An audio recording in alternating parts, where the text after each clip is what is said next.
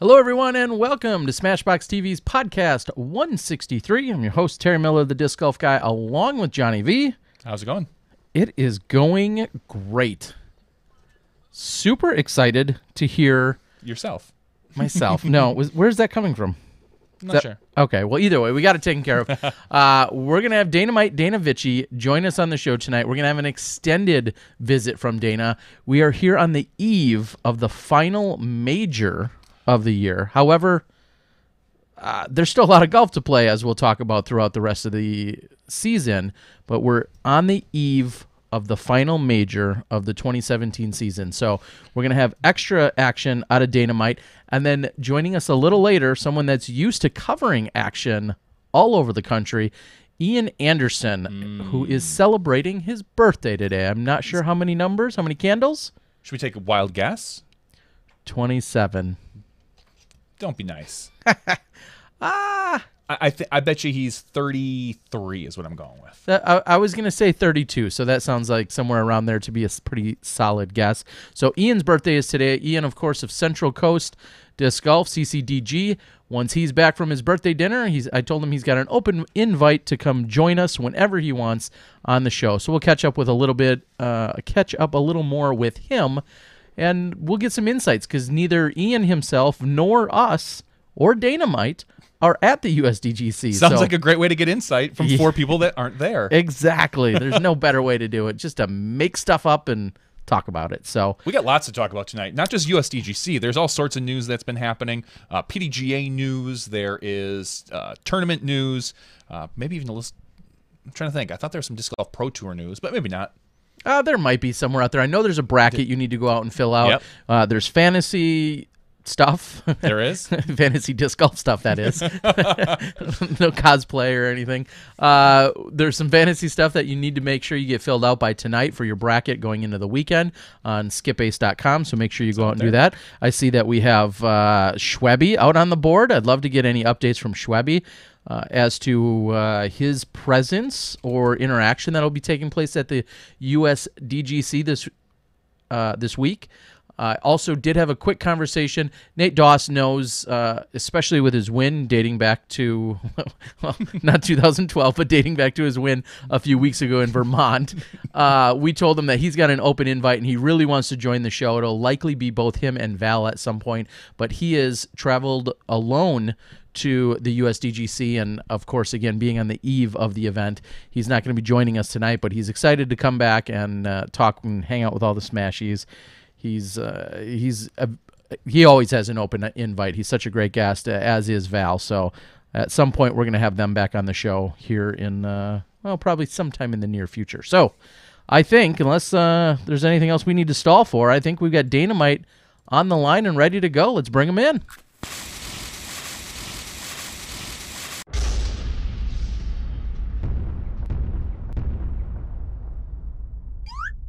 Boom goes the dynamite. We gave you a proper introduction today, Dana. We gave you your little your preview, your bumper from AJ Risley, and we got you in what looks like your house. I hear some crickets. I hear you're wearing your Disc Golf Pro Tour shirt. You're getting all set for the finale. Just mentally warmed up, or what?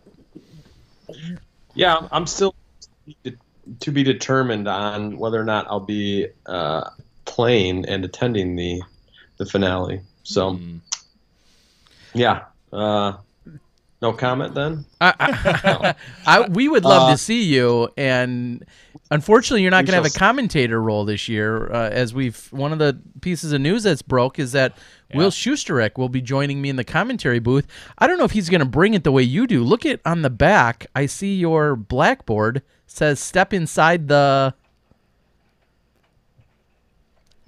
Whatever. Yeah, whatever's in Dana's kitchen. Step inside Dana's kitchen. I'm not sure if Will's going to be that prepared, but what? Let's break it down before we talk about Will. Let's break down why are you on the fence and who may or may not either push you over or pull you back onto one side or another.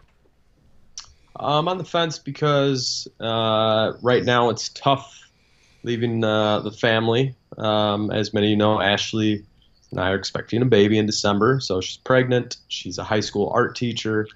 And on top of that, we have a 2-year-old who needs a lot of attention. And Ashley is getting her master's degree online. So it's a lot of things to leave on somebody. And with me going to Vibram Open and Green Mountain here recently, and then last week I was in New Orleans for a park and rec conference with Disc Golf Park. So I've been gone quite a bit, and yeah, money's a little tight too. You know, baby coming in, and disc golf season hasn't been all that financially. I think I'm disc golf rich, but you know, I'm not all that rich. So I mean, I looked at flights into Jacksonville, and even though it's the Southwest port, they're not all that reasonable.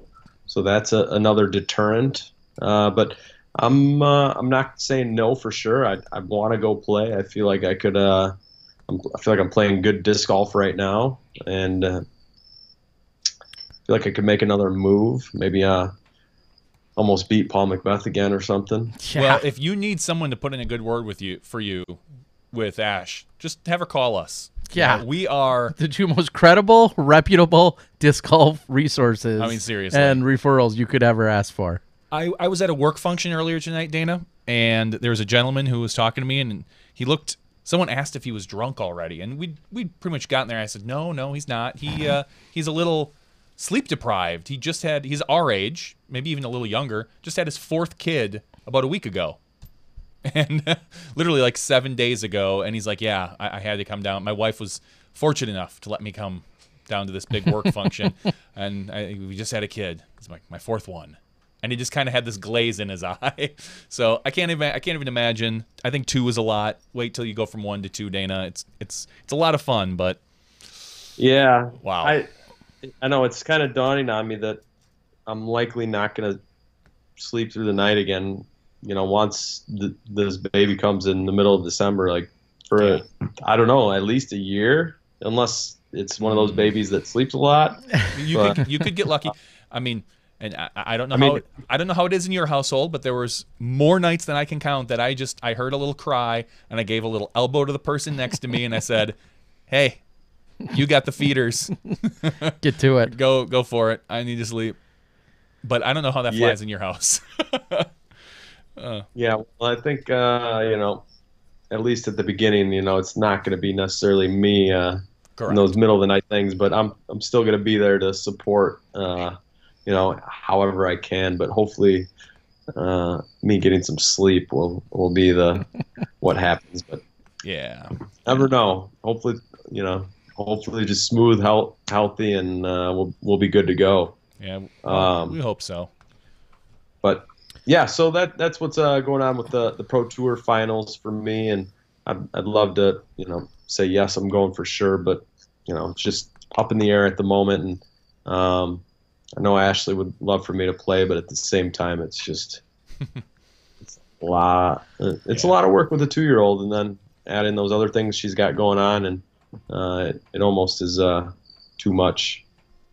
So well, here's what I'll ask. Since we missed you last week, you were at the Park and Rec, the National Park and Rec Conference. In fact, I had the pleasure of finally catching up with my boy Scott Kesey as you're drinking your overstable. I caught up a little bit today with Scott Kesey, and him and I haven't spoken as much this year as I would normally like. But since we missed you last week, and I know we'll talk more about the Pro Tour finale as it gets closer, but real quick, what do you know about that course, and what do you know about that facility? Because this is going to be kind of another fresh new stop here on the tour that many of us haven't seen the course. There's been conversation about it, but not very many people have seen it. No, I've heard, excuse me, I've heard a lot of really good things about it. It's I believe, facility that Prodigy is heavily involved in, so it has their equipment, their signage, and all of that. I'm assuming Jacksonville, it's going to be relatively flat, probably designed in part with Phil Arthur, Will Schustrick, quite possibly. But again, I've heard really good things. Charlie Boris is down there. He's a really, really good guy.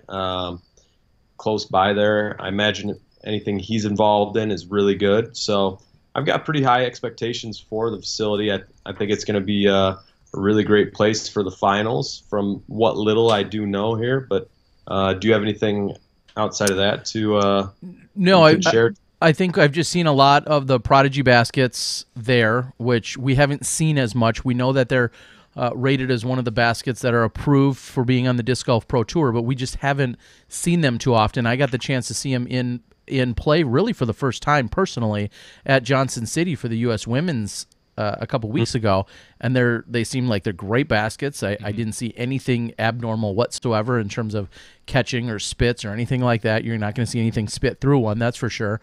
And overall, they seem like really solid products. So I think seeing some different color-coded baskets on that property is one of the things that initially jumped out at me. And then just learning more and people talking about it so highly. I'm sorry if you just said it, but I've heard that it was Phil Arthur and Will Schustrick that had primary focus on the design there. I don't want to. I feel like that I've heard that as well. So we're just excited to see it. The presenting sponsor is Prodigy for the final event for the Tour Championships, and overall we're just super excited. And I'm going to interrupt everything and say thank you to Harold Williams, who just gave us a super chat for $30. He said, camera fund. I'm not sure what. I told him, I said, I'm the one that's looking to replace and purchase new cameras, so those need to come to a different account, Harold. No. It'll be all right, Harold. Nonetheless, thank you so much for the super chat of $30. Wow. That's our largest to date. Can you top it? I don't know. But anyway, that just came out of nowhere, so thank you so much. But yeah, we're excited to get there for the finals.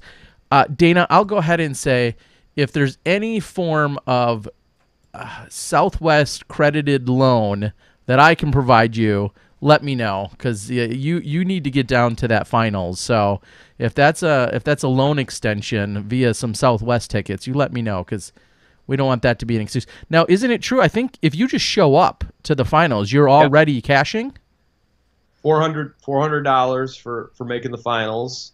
And showing up, you have to show up to get the 400. Yep. So I could go and shoot a poor round or a great round, and I would win at least $400. But if you move on to the next round, I think that's when it bumps up to something like 800 or 1,000 or 600. something? No, not quite that much yet. Wasn't quite 800. Okay. But either way, so I'll tell you this: I will front your Southwest ticket if you decide to go down to that event.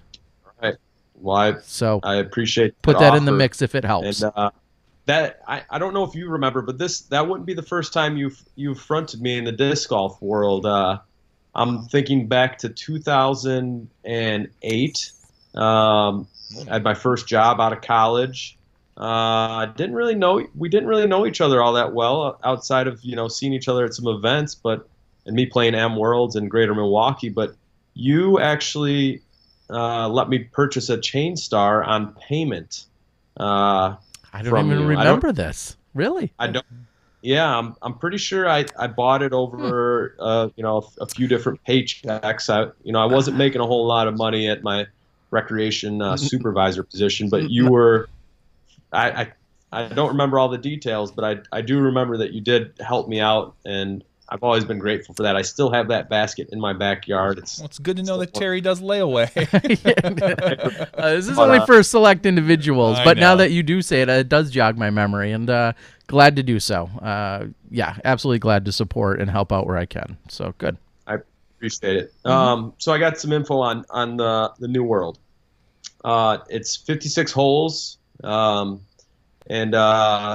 newly designed and implemented links-style course. It sounds like it's supposed to be unique in the future of tournament disc golf, so probably a little bit more open than tightly wooded. So for the crowds that may or may not be there, they'll have space. Both courses on site have the T1 baskets from Prodigy, and it was designed by Phil Arthur and Will Schustrick.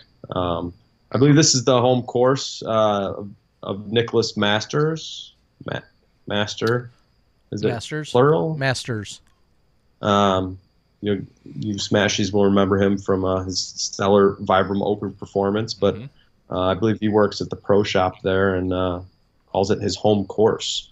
So I think we might have a double G sighting or two as well. I think in some conversation somewhere, I thought it was a double G specifically who has some ties to being on site or property or helping out or something. Again, hopefully somebody out there can confirm that.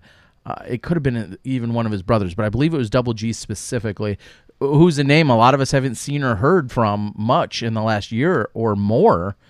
So it would be great if that's the case, if we end up seeing him down there. Garrett Gerthy is who I'm referencing for some who may not know. Yeah, double G, good kid. Miss seeing him out there playing, and I'm sure whenever he comes back, we'll see him back up towards the top of the tournament finishes, because he's been playing forever, and he just can leave the game and come back and still be awesome. Yeah, and throw far, no doubt about that. But so last weekend there were some tournaments. Terry, you were playing in one. I was. You weren't covering one, but you actually played. You almost defended your title. Yes, almost. What happened? I did not get off to a hot start. It wasn't a bad start, second round, and Grant, who is a transplant from Missouri, Columbia, Missouri, maybe, up to Madison, Wisconsin, who I've never met before. And I guess someone had said he's a recent transplant. I think he's rated around 1,008. I think is rated as high as in like the 1020s is what Mike Batka, the TD, was telling me. And he's just a super solid player. I don't think he missed a putt at any point that was a makeable putt. And he started out really hot. I think he birdied 4 out of the first 5. And this course is really unique. We're at Evansville, Wisconsin, and there's 9 short tees and 9 long tees, and then there's 17 baskets out there. The hole 9 is an island hole, and it only has 1 pin. So there's 17 baskets on the property. So during your first 9 holes, you play short tees to the short pin, and then the second 9 holes, you play short tees to the long pin. So you get all 18 holes in that way, and in the second round, you go long tees to the short pin, long tees to the long pin. So essentially, the course gets harder and harder with every hole that you play, in theory, throughout the entire afternoon or the entire day. And I didn't get anything going early in the second round. And the best I could have done is maybe run at the island green on the last hole, and at best I would have made up 1 stroke. But I could have lost 2 or 3 by going OB. So I kind of, unfortunately, he was in the perfect position to be up 2 going into the final hole on an island hole that no matter almost what he did, he shouldn't be giving away the win, and there's really no way for me to get it. And so I was like, okay, make sure you secure second. I didn't know exactly how close it was. And it was a little bit of definitely a slower round, but it was a lot of fun. And so obviously, congrats to Grant for playing so solid. But it's weird to think, especially with how poorly I played a few weeks ago in Nantucket, it's weird to think I've had such success at this one particular course. I've now won that event twice and now taken second. And it's a fun course. It's a solid course. It's a unique format. And thanks to Mike and Glide and all the fun people who are out there playing. You dropped a 1024 rated first round.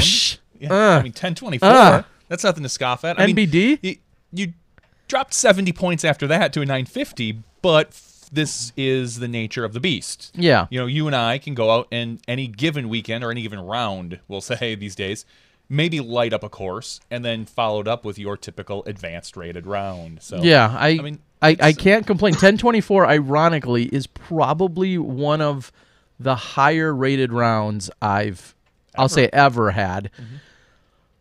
Definitely in the last couple of years, since I haven't even played 10 rounds of golf this year. So to go out even in any one given round and actually put up a 1024 unofficially rated round was pretty cool. I was very happy. I've had a lot of great success at that course, and for some reason I could not miss a putt first round, which was awesome.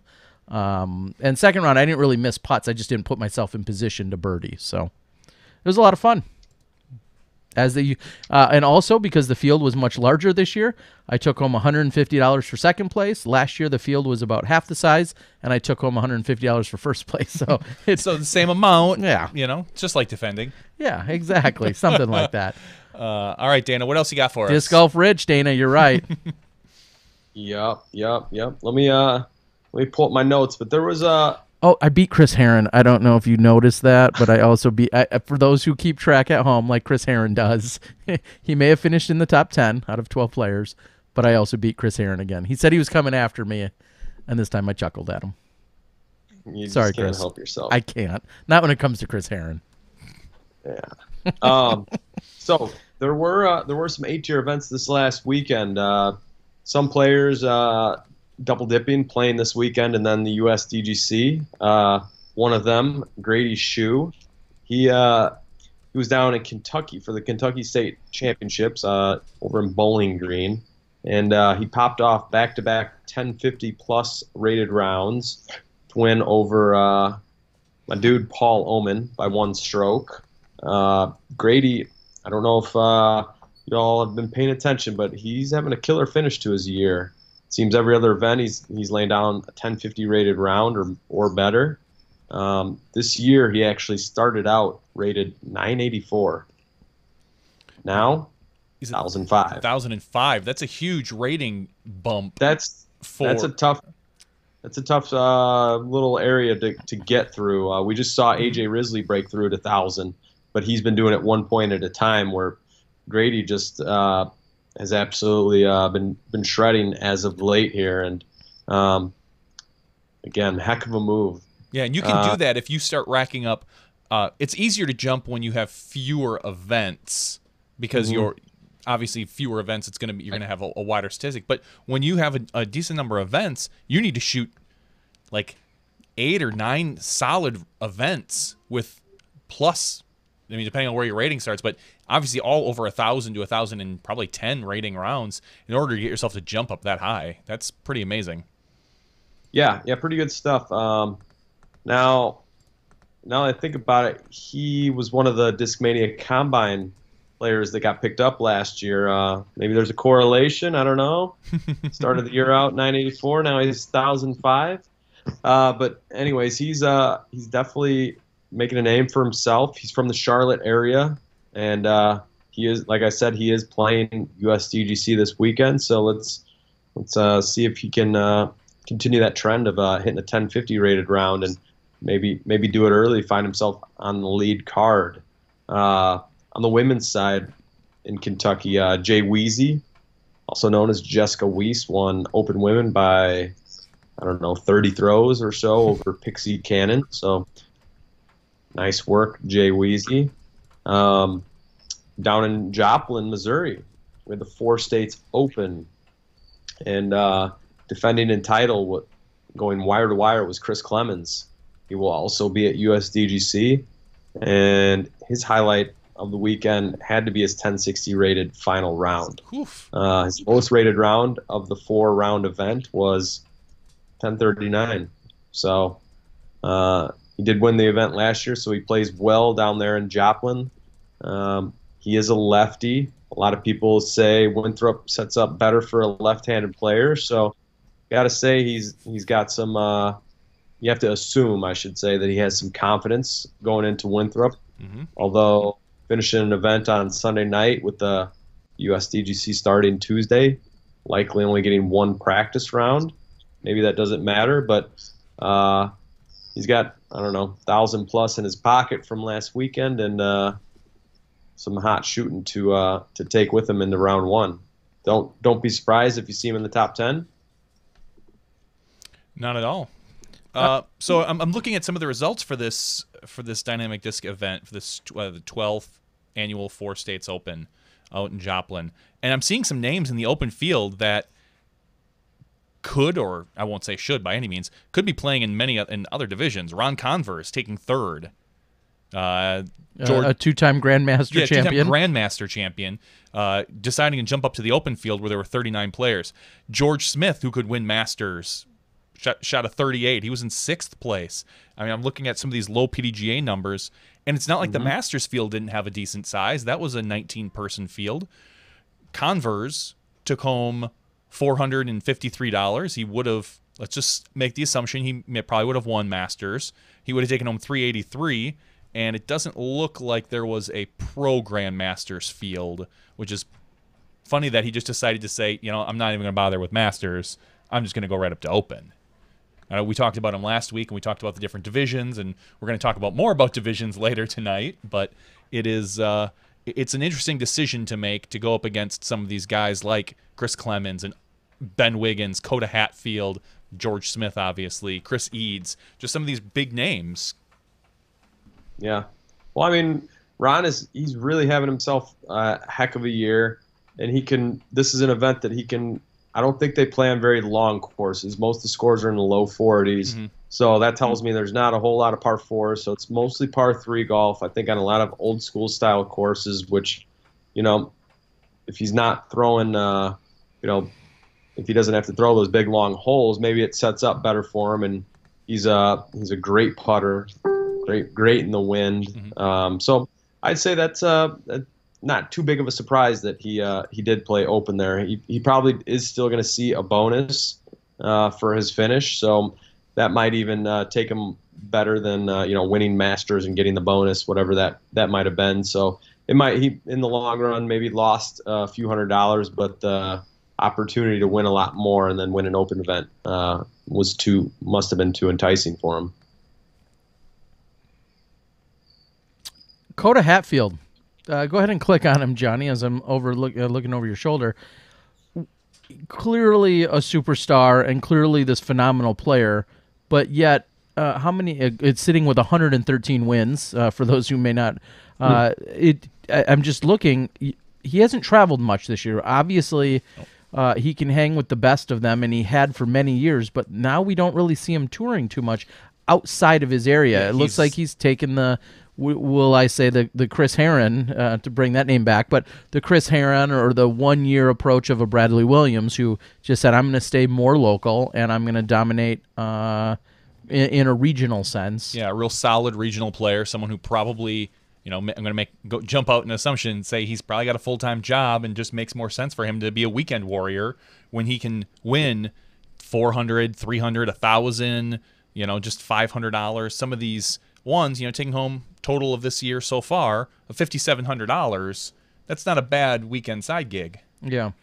Looks like he's played 18 events, and I was almost for a moment going to be surprised at just the sheer quantity, but then as I'm looking at the events, I'm like, okay, yep, he's at a ton of events that are all regional and local to him in what looks to be pretty much Oklahoma and probably dipping down into Texas from time to time. So it would be interesting to see him back out on the scene, but for now he's probably they say hedging your bets. Is that the he's waiting for Masters. Yeah, whatever it is. I remember when Coda first moved up, he was one of those players that was waiting for Am Worlds.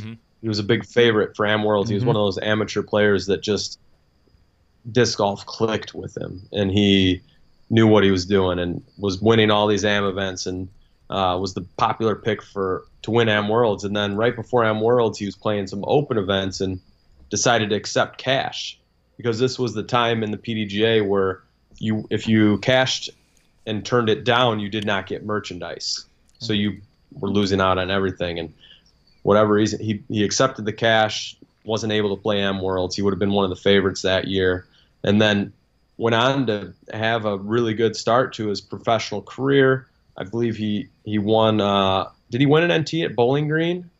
Do you recall that in one of the final years? I was just going to say I wouldn't be surprised. That absolutely would not surprise me if that was the case. I think he was a 10-20 rated player, and one, you know, someone, you know, a young bomber throws through really far, a lot of power, and then kind of over the last, you know, it's been probably 5 years. He's been pretty quiet, almost disappeared. There might have been a few years where he only played a few events, and then Johnny says he's up to about 18 this year, which is I knew he's back out, you know, playing more disc golf, but it surprises me to hear that he's at that number. So yeah, he went pro. He went pro in 2004, playing some advanced, and that's, you know, hate to say that dates him, but it looks like it was like maybe the Riverside Glide event that he decided just to, in July, that he decided to take cash, and he won $140, and there was only one event he didn't cash in that year.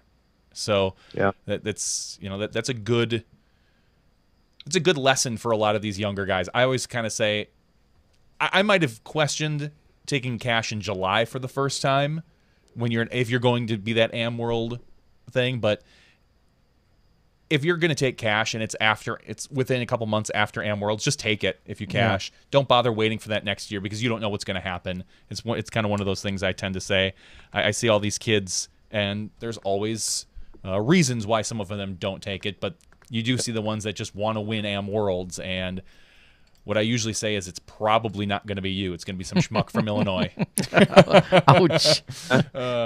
I might be right on that. I'm just saying, Illinois, you guys had your little run. So, all right, what else? What else we got there, Dana? All right, so the highest rated round of the weekend goes to Scott Withers. Higher than 1060? What's that? Higher than 1060? Yes, oh yeah, relatively higher than 1060. He first round at the Farragut Open in Idaho, he opened up with a little 1075 action, and from there he went much like at the Four States Open, Chris Clemens. He went wire to wire and got himself an A-tier victory, and that was his 50th career PDGA win. Now he's dominated the Northwest over the last few years, especially since Sexton has been on the road and not living in Oregon, but he's just wreaked havoc on nearly every single B and C tier that he can get his hands on down there. And but unfortunately, you see him at some of the larger events, whether they're NTs, A tiers, or majors, and he hasn't really been able to put it together for whatever reason it might be. He hasn't had that huge breakout national event. I'd say this is probably one of his bigger wins, being an A tier and a pretty big regional one over some pretty solid regional players. But he's still looking for that big breakthrough event. I think he might be 1030 rated right now, but he's like the other two players I mentioned, coming off wins. You got to say he's primed to shoot well here at the USDGC. But again, playing in Idaho Sunday, turning around to tee off Wednesday in South Carolina. That's not a whole lot of prep time, especially for someone that may not have as many rounds as say Grady Shue does, being in Charlotte. Grady's probably been able to catch a practice round in between tour here and there. Even though the ropes aren't up and everything, but he still is regional and it's close to home, and it's something that he can go out and throw at any time. He's rated currently 1026. I think you had just asked or had referenced around 1030. So yeah, pretty much right on there, rated 1026. Was there an actual Little Spoon sighting on a course this weekend, and maybe even a champion at that? Did we hear of such a thing? Was. We're getting there. I mean, we can quickly finish talking about this division. We saw, obviously, you just said Scott Withers. We see Matt Bell taking second. Dion the Whip Arlen taking third. Dion, we talked with Dion last week or the week before here on SmashBoxx. He's usually on the board. He's a good guy. Cameron Messerschmidt, Sean Kirk. Who else we got on here? Nick Wood, I believe. He qualified. I think we talked about it. I had talked to him at one point after Beaver State. I think he qualified for USDGC. So for him to be then also going cross country, that's a little bit of a haul. It's a hike, and getting there and getting warmed up and getting prepped, because you really only have... It takes you like 4 days to read the rule book. There's a lot of rules. There are a lot of rules. We can talk about that later, too. And then taking open women was Karina Knowles, followed by Sai Parananda and Melody Bailey. So that's what we saw in the Open Women. Karina's been having just a great season as well, shooting. What she beat Sai by 9 strokes. Sai, your 2016 AM World's champion. Yep, Karina's up to 928 rating, so she's one of those, like we were talking about some of those other players. She's that in the FPO. She's that regional player who just kind of kicks butt and doesn't usually travel too far out of her comfort zone. Yeah. So yeah, you Terry, as you alluded, Steve Rico, aka your Little Spoon, got himself a win at the Coyote Classic. It doesn't look like round 4 is updated on PDGA. Oh, on spoiler! Sorry, spoiler alert. Then. Have they round 4 yet? I have no idea. I just know that I saw a post from him on Facebook. In between days of laying concrete, I think even as recently as like Thursday or Friday, he made a post about laying some more concrete in someone's driveway and how he wanted to get out of there and get to the Coyote Classic. Certainly a very fun event that a lot of people in California have on their radar as one that they want to attend. And then by the end of the weekend, I saw him make a post about winning it or having some great massive trophy and thanking everyone. So Steve Rico proving yet again he can work one of the hardest day jobs on the planet and then still go out and play some great golf. I laid some concrete this weekend. Yeah, you did. And I even tagged Rico in it. It wasn't that hard. No big deal. I mean, I'm not sure you're like 6 scoops of concrete. Listen, that was 2 40-pound, about 1.5 40-pound boxes. We got 60 pounds of concrete. Wow. I mixed like a whole gallon of water probably.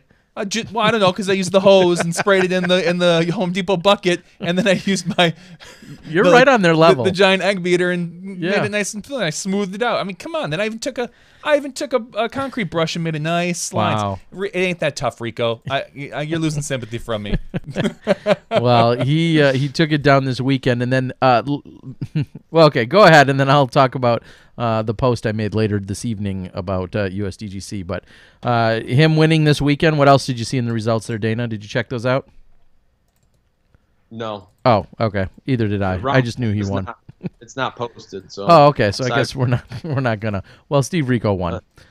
What I did post about an hour before the show, I stated I would put $20 down on Steve Rico not making his tee time tomorrow. I think he's going to be at least a year late for his tee time. Not playing? He is not playing when I reached out to him and actually got a response this time. He said, oh, I don't even think I realized that I paid for it, and no, I won't be there. Tell somebody. And I said, I won't be there either. And then we just shrugged our shoulders. So no Steve Rico at the USDGC. I believe he's slotted for the 1 p.m. time slot. Tee times. I believe the 1:10 is the feature card, which I think we could talk about in a minute. But he is slotted for the 1 o'clock time slot, the second to last tee off of the day. So heads up at the USDGC, everyone. I know you guys are all listening intently here. No Steve Rico at 1 o'clock. That's too bad. I do believe some of his travel buddies, what would have been travel buddies in Drew Gibson and Josh Anthon, I believe, are in fact there, but no Steve Rico here. So there's your insider. Call this an inside tip as well if you're listening tonight. If you had Steve Rico in your top 4 of the fantasy disc golf, didn't put him in there, you may want to change it. It'd be a dangerous game putting him in your fantasy rosters these days with him. With the no-shows and all that, that's just playing with fire. That is. It is. I think the event would have to be at Silmar in order for me to put him in the event in my picks these days. And even then, I'm only 80% sure. That's true. That's true. Yeah. So do you have any other results before we hit? USDGC. Yeah. Okay. And then let's hit right on. Let's stick with that tune and go right into the featured card put up for vote. And we could all argue back and forth all day, all year, as we do for every Pro Tour event, National Tour event, World Tour event. These conversations continue to come up, but there is a featured card. This time it was voted upon which has been a somewhat popular method of doing it by all these different tours on any given weekend, but ultimately voted upon and, making a clear statement is the fact that we're going to see Paige Pierce on the featured card. Yeah, I'm excited for that.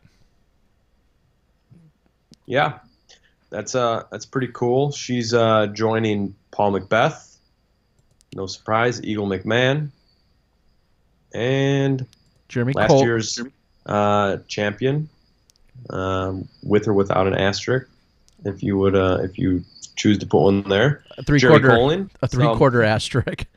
Where can people find these tee times? I know if you go out to USDGC.com, and then shortly, and then some click there it after is. there. Under recent news, I went to because I wanted to find them myself. I went to registered players. I didn't look at the recent news, so there it is. Yep. So there's a PDF file, and as you just said, Coling, Pierce, Macbeth, and McMahon. That's the 110 card.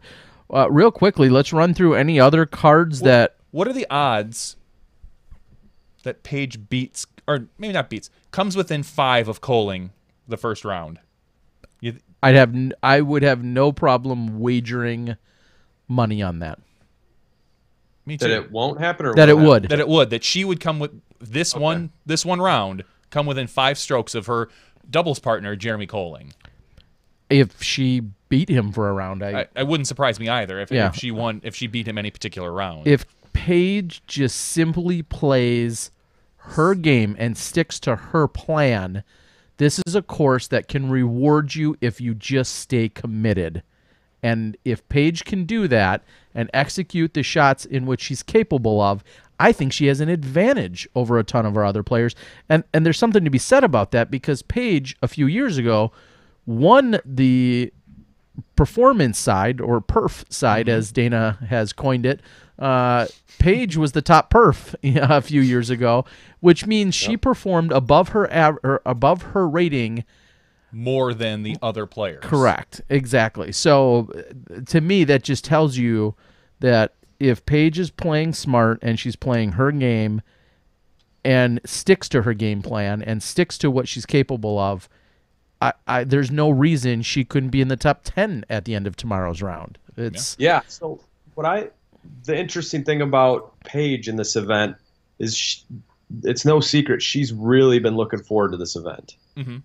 She might have even practiced leading up to this event. Wow. Paige is not, we haven't seen Paige. I don't think she, we've seen her win a ton of events, but she can kind of she's been playing so good. She can kind of just go into some of these women's events and without a whole lot of prep work and whatnot. This is a different beast for her, and maybe it's a different beast mentally, something that she has been looking forward to and really wants a lot and wants to prove herself. It's going to be a little bit different headspace.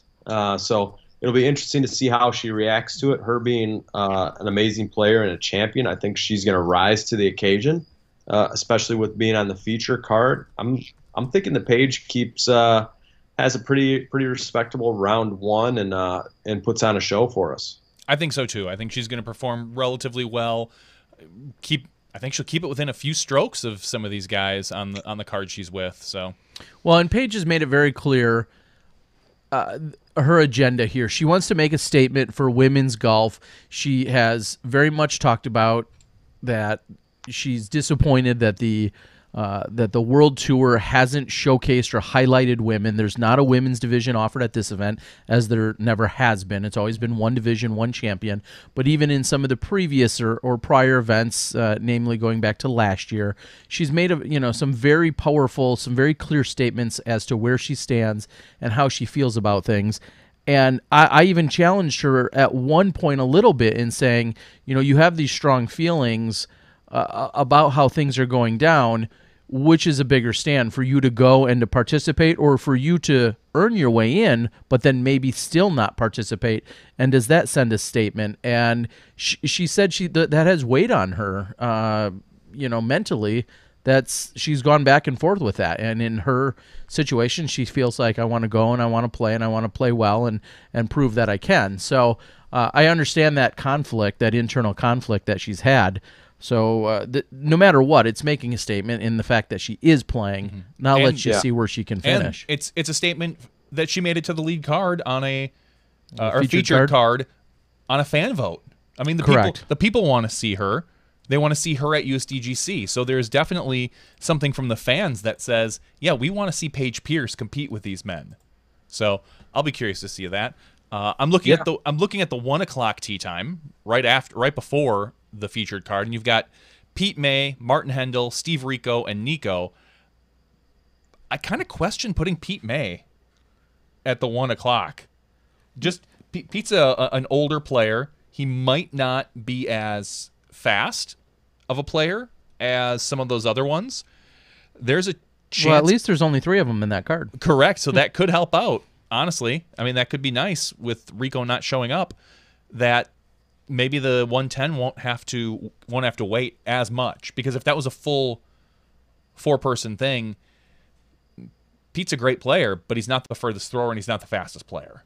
So, and he could have some struggles out there. Well, and then you have in an opposing view, you have Nico, who's he is not well known for being fast. Correct. I think is a fair statement. So a threesome there should help with Pete and Nico.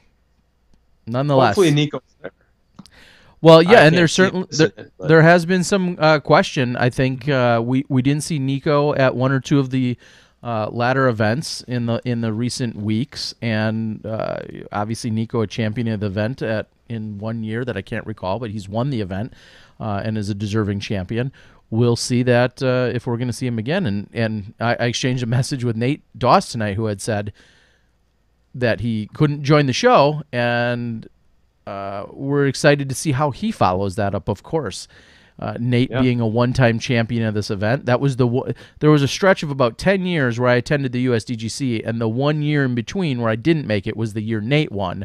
And I said, well, I'm not going to be there to see it this year, so go win it, buddy. So it'll be interesting. Anything else that we're seeing on the tee times?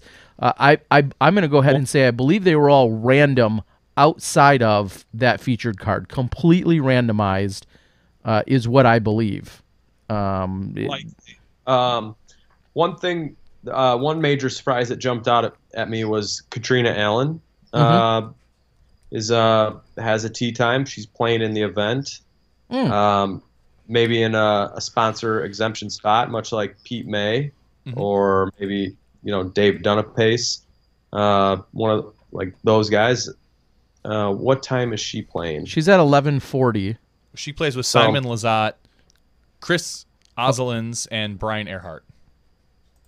Okay, so that was a little bit of a surprise to see Kat's name on there. Usually she's, over the last few, she played last year, ended up getting a sponsor spot. She's tried to do the Monday qualifying in previous years. I don't know if she attempted this year or if she had already had the spot in her pocket, but she is playing. So that's 2 women in the field. Katrina.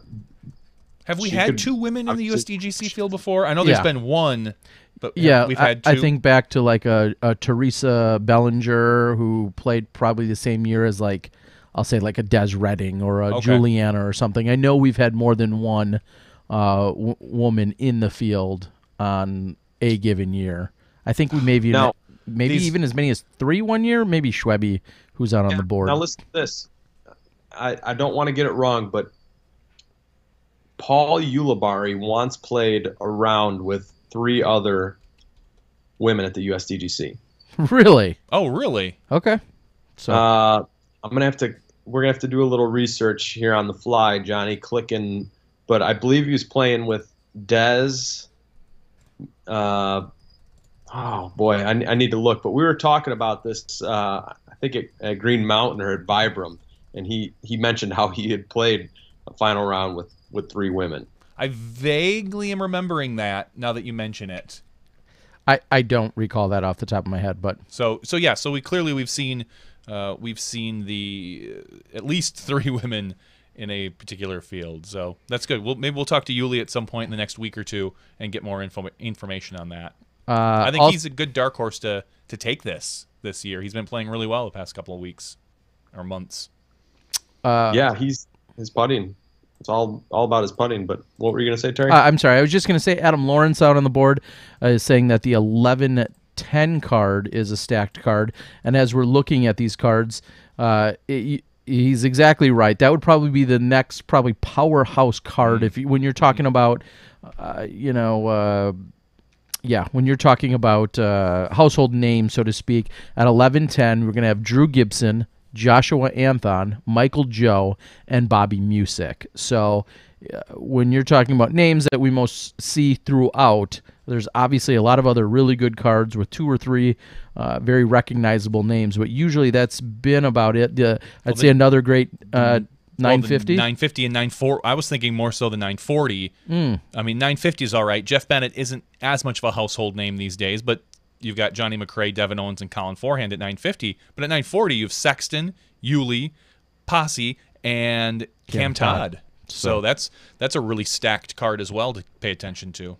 Yeah. So nonetheless, and then looking all the way down at 9 o'clock, a previous USDGC champion. So just to prove its randomness, they're giving no special treatment to a previous champion in Steve Brinster, who's going to be teeing off as the first card of the day at 9 a.m. That's where I would want to tee. It makes you've got no holdups. Exactly. On that first day, if you put me in one spot, if it wasn't the featured card, so I could make a total jackass of myself, yes, it would be the first card. It would be the 9 a.m. You get up. It's still foggy a lot of times. There's dew on the ground, but in general, They're saying it's been pretty dry lately. Not a lot of dew. Just a heads up for this year. So that's good. Yeah, so and that's I just think it's a bonus. The 9 a.m. card for me would be a lot of fun. Just get out there. You can get your round done in probably 3.5 hours with nobody else on that course. What was that? I think less. You think less, especially if you're in a threesome. Yeah, if you're in a threesome. So yeah, you're definitely going to move it through. That would be a prime spot personally to take, and I think it could help out. I mean, we've seen Steve Brinster knows the course. Chris Dickerson is one of the best players in the world. That will be a fun card to watch as well. With zero pressure, no one on the course watching them, just being able to perform and play your game. So I guess it comes down to, as referenced on the board, Jesse's asking,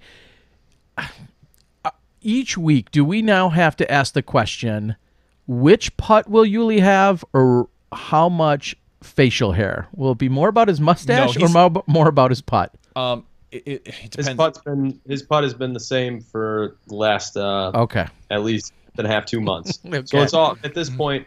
It's all about the Yuli hair, whether it's facial hair, man bun, etc. He's been pretty steady with his putt, which you'll notice his finishes have been steadily towards the top. He's really found some confidence and some he can I don't want to say predictability, but repeatability.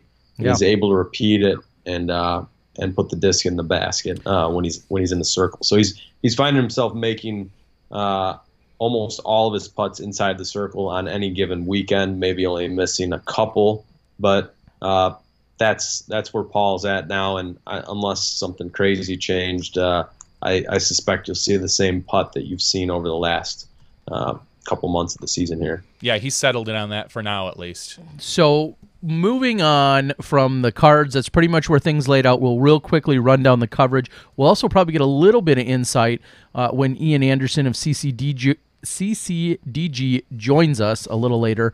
I know he's got some of his typical crew that's going to be out there, so he might have a little bit more insight into those specifics. But coverage, as we know of it right now, is we are anticipating a Jomez production, a Jomez crew, a Jomez crew of at least those 3, and then I know CCDG has a couple of guys that are going to be under the Spin TV umbrella. Everything will be released we'd assume, as always, under the Spin TV name. So if it's Jomez working cameras and editing, and then there'll be some additional commentary by who knows at this point? I don't know off the top of my head, but I'm going to guess like a Sexton type or someone like that, maybe an Avery Jenkins.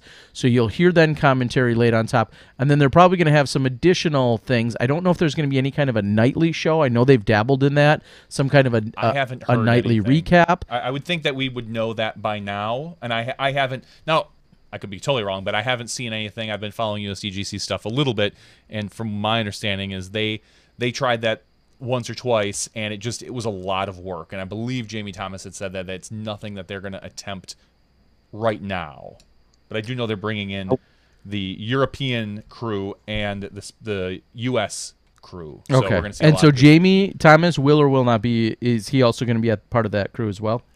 Jamie is going to be doing an alternative video. At least that's his plans. He's not going to be doing the play-by-play stuff. Yep. Okay. So you might see something come out on Spin TV at a later date that he puts together. Okay. Jamie was actually at the disc golf park, or he was at the conference with us with disc golf park. So got to chat a little bit with him, but it sounded like his plans for USDGC were something a little bit different. At least that's what I understood. So don't hold me to that, but it didn't sound like he was going to be part of the play-by-play crew. Okay. But who knows? So that's what we're in. I see Thursday morning. It's Jamie Thomas and Avery commentating, but most likely I'm going to say it's going to be a Sexton and plus somebody else. It'll be a sexy germ more than likely. I could see that happening. That's very popular. There's people asking about live coverage, and we'll clear it up again. There is no live coverage of the USDGC. You'll be able to get the stuff on Spin, on Disc Golf World Tour's Instagram, stuff like that. It was actually brought up on the Disc Golf Course Review Board, and Harold Duvall, part Innova, owner of Innova. Just so I always just say Harold because we all know each other. Like when we say Harold, we know what it is. But you're right, Harold Duvall said the decision was the USDGC team's decision. Live broadcasting was a big part of the past USDGCs, and it would be nice to view live broadcasts at a future USDGC. As the passionate fan base increases and the live broadcasts hone their audience engagement, live broadcast becomes more viable.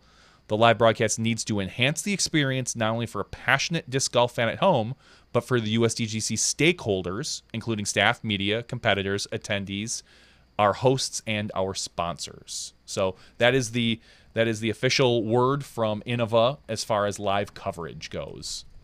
So for everybody out there throwing the hate towards UC, this was a USDGC stakeholder decision, which maybe presumably UC is a part of, but it was a group decision. Mm-hmm. Is that what it sounds like from Harold?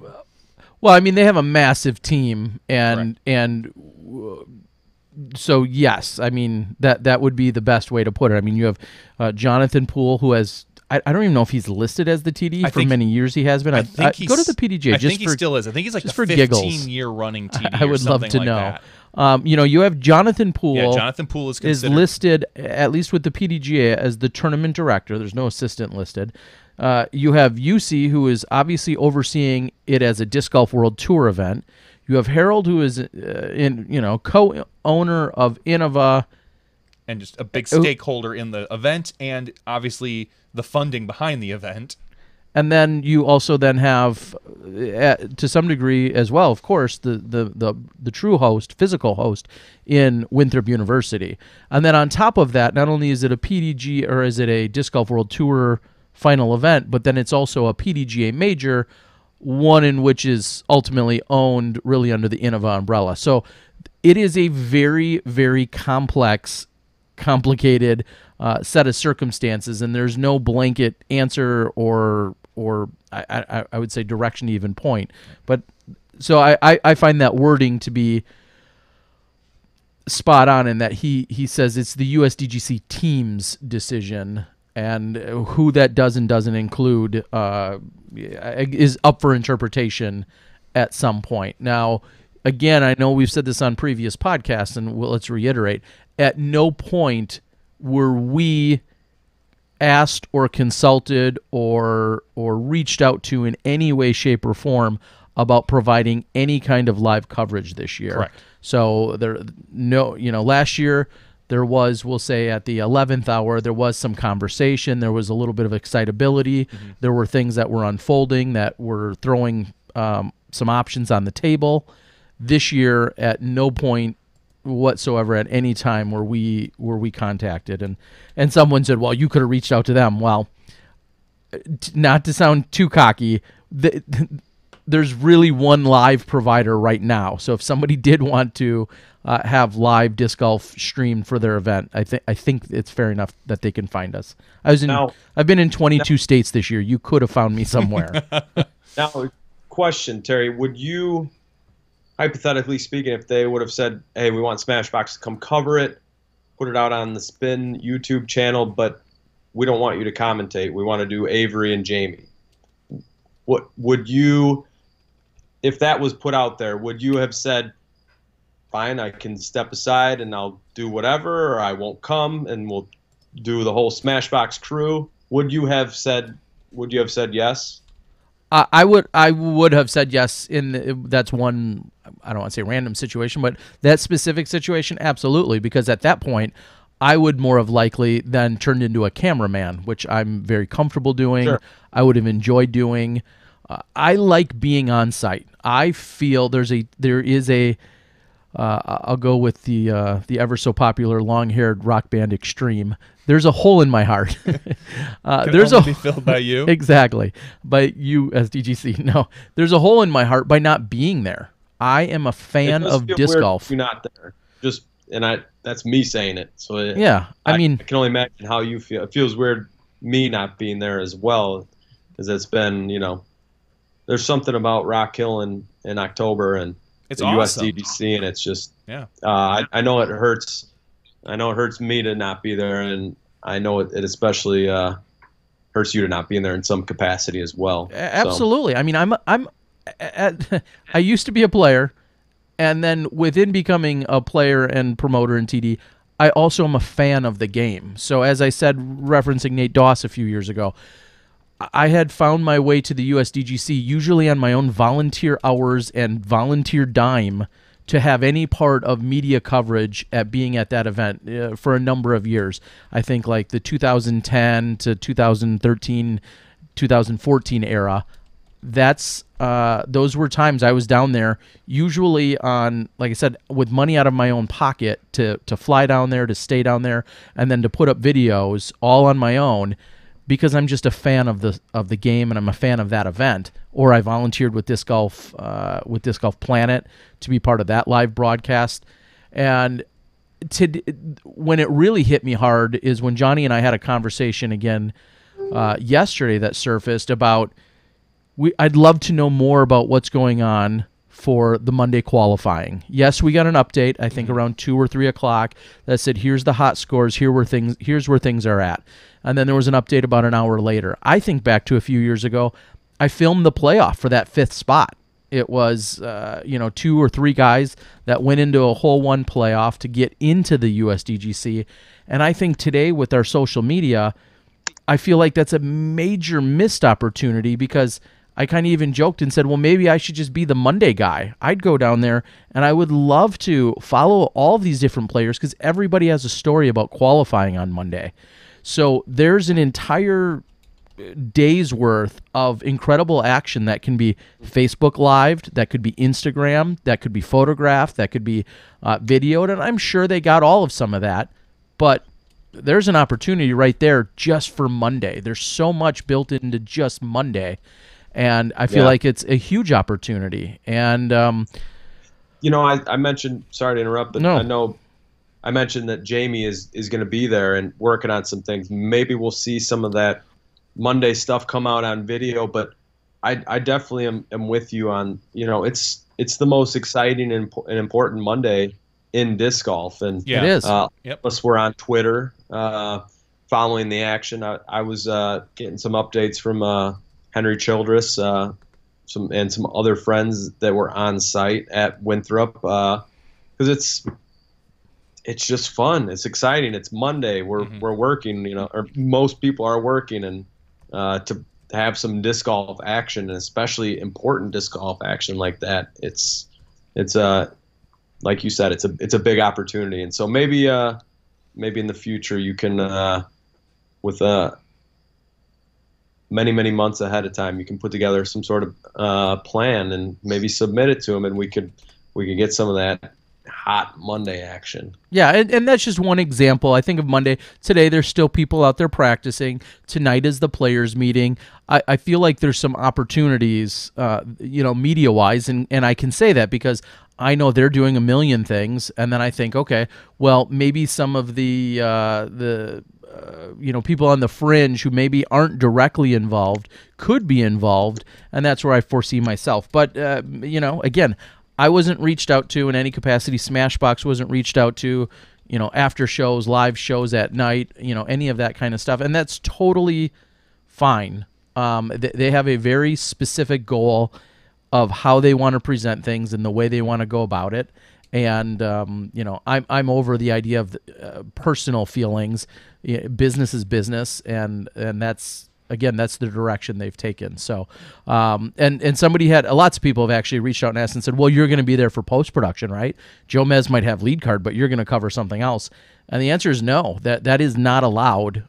Just like we see at a lot of other events, there's very strict restrictions as to other crews or people that could be there.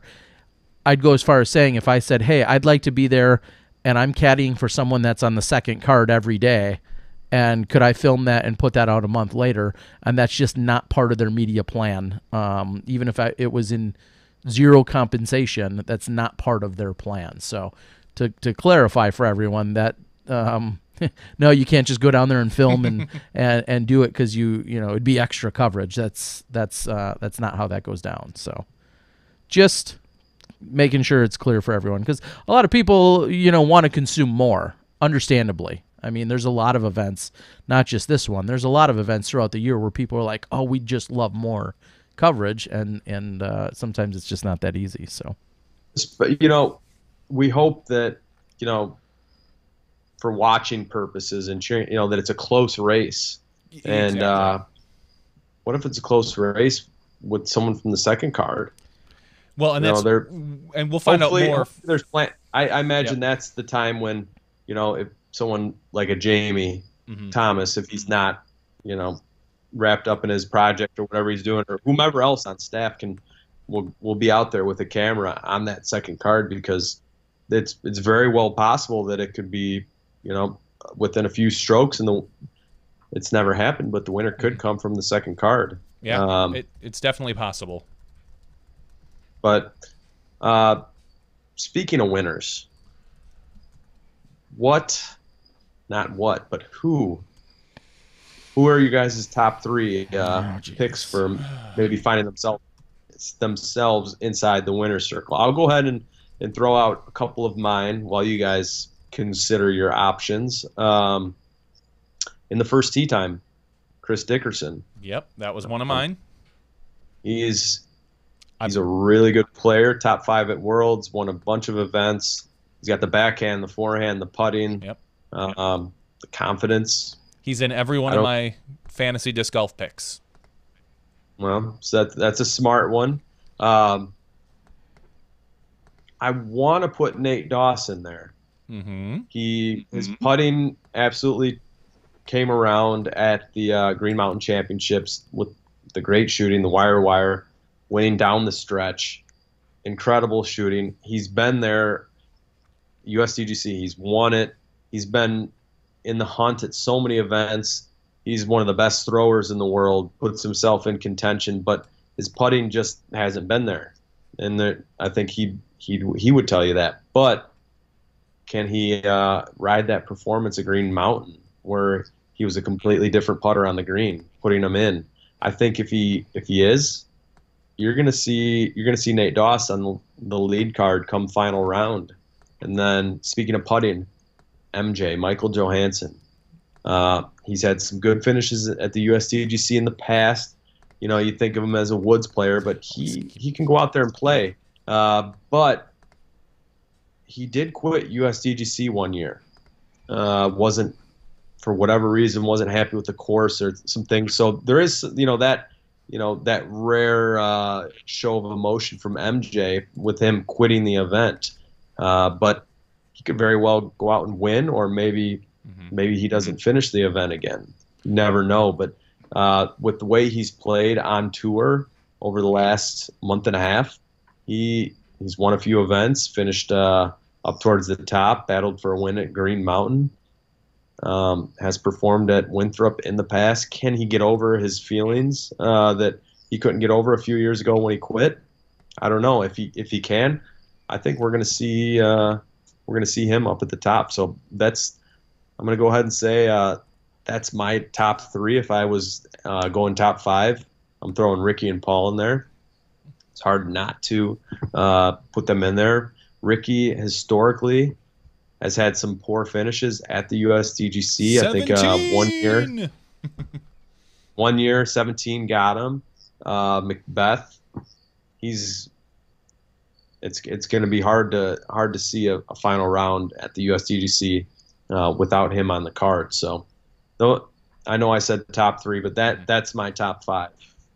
I went with Dickerson for sure. I think, and we'll just say, I mean, if you're going top 5, Paul and Ricky are just, I think you kind of have to throw them in there. So Dickerson, I'm going with a different Nate. I'm going to go Sexton. I think this course, particularly, it can really hurt you to try to crush a disc. And Nate is he doesn't throw as far as a lot of those other guys, but he doesn't make those big mistakes either. I don't think you're going to catch him, on, well, what used to be the 888 hole, now 999 or 1111 or whatever. You're not going to try to catch him going for the green on 3 on his 3rd shot. He's going to play smart. I think you're going to see Sexton up there, and I'd love to say I'm going to go with Yuli. I think Yuli, if his putting is up there, if his putting's playing nicely, so to speak, he's the one I'm going to pick. And it's hard not to pick Germ, and it's hard not to pick Eagle, because they both fought for it last year. But I just kind of have a feeling that maybe for Germ, I hope I'm wrong, but the pressure to repeat is great. And if he can overcome that, awesome. I'm just not 100% confident on that. All right. Okay, so recap your top 5. Paul and Ricky. Then I've got Dickerson, Sexton, and Yuli. Okay. Terry, any new names outside of what we've got there? Yeah, and this may or may not be clearly it conflicts with what you guys are saying. Again, you have to have Paul and Ricky in there. I mean, Paul's suffering through a back injury, so I did not put him, and not that it really matters so much, I didn't put him in any of my picks. I left him completely out. And, wow. And this is an event for... So you don't think he'll finish in the top 4? I'm not saying he won't. I'm just going to say I hedged my bets and said I'm not going to pick him. There is a legitimate chance, regardless of what he said about his back today, that his back could go out in the middle of tomorrow's round. And then, I hedged my bets and said I don't want to pick a player that could drop out in the middle of a round or could suddenly decide to have his back seize up or have a muscle. And I thought, you know what? If he takes first, I'm not going to lose too many points to people based on, I think, the picks. But also, if he takes 5th or 15th or 25th or withdraws, I'd rather just not take that risk personally. Okay. Yeah, mine aren't too crazy in that I've got Macbeth and Wysocki. I think you're going to see them both battling up at the top. Yeah, I'll just say that. Michael Joe, another solid pick. Dana, I think I don't know if you're thinking of maybe even a perf edition year. I think I played with Michael. Did I play with Michael Joe maybe one of those years? Or the year that he withdrew? And he withdrew during it wasn't a perf. No. The perf year. During the perf year, Climo withdrew with injury. Yeah. UC was hurt during injury, which I played with both of those guys that year. Yes, I was a perf at one time. Yeah. But that was the perf year. But no, it was another year that he withdrew. And I'm wondering if that was the year I played with him, because I know he got frustrated on the 888 hole with something, and later he apologized because Michael Joe, out of a smile, not smiling or not being cordial and polite, is incredibly rare. I was gonna say it's less frequent than an eagle on 888 even. Just Michael Joe's almost always in great spirits. So you got to pick Michael Joe. Fair enough. Michael Joe found himself on the cover of Disc Golfer magazine, or maybe at the time Disc Golf World News, whatever it was, after a performance at this event. This event really helped put him on the map. He had a tie-dyed shirt with his long ponytail, and I remember thinking, I felt like Bob Uecker in Happy Gilmore? No, Bob Uecker in Uecker. Bob Uecker in Major League. Like, who are these effing guys? Like, I was thinking that about Michael Joe. Like, who's this guy?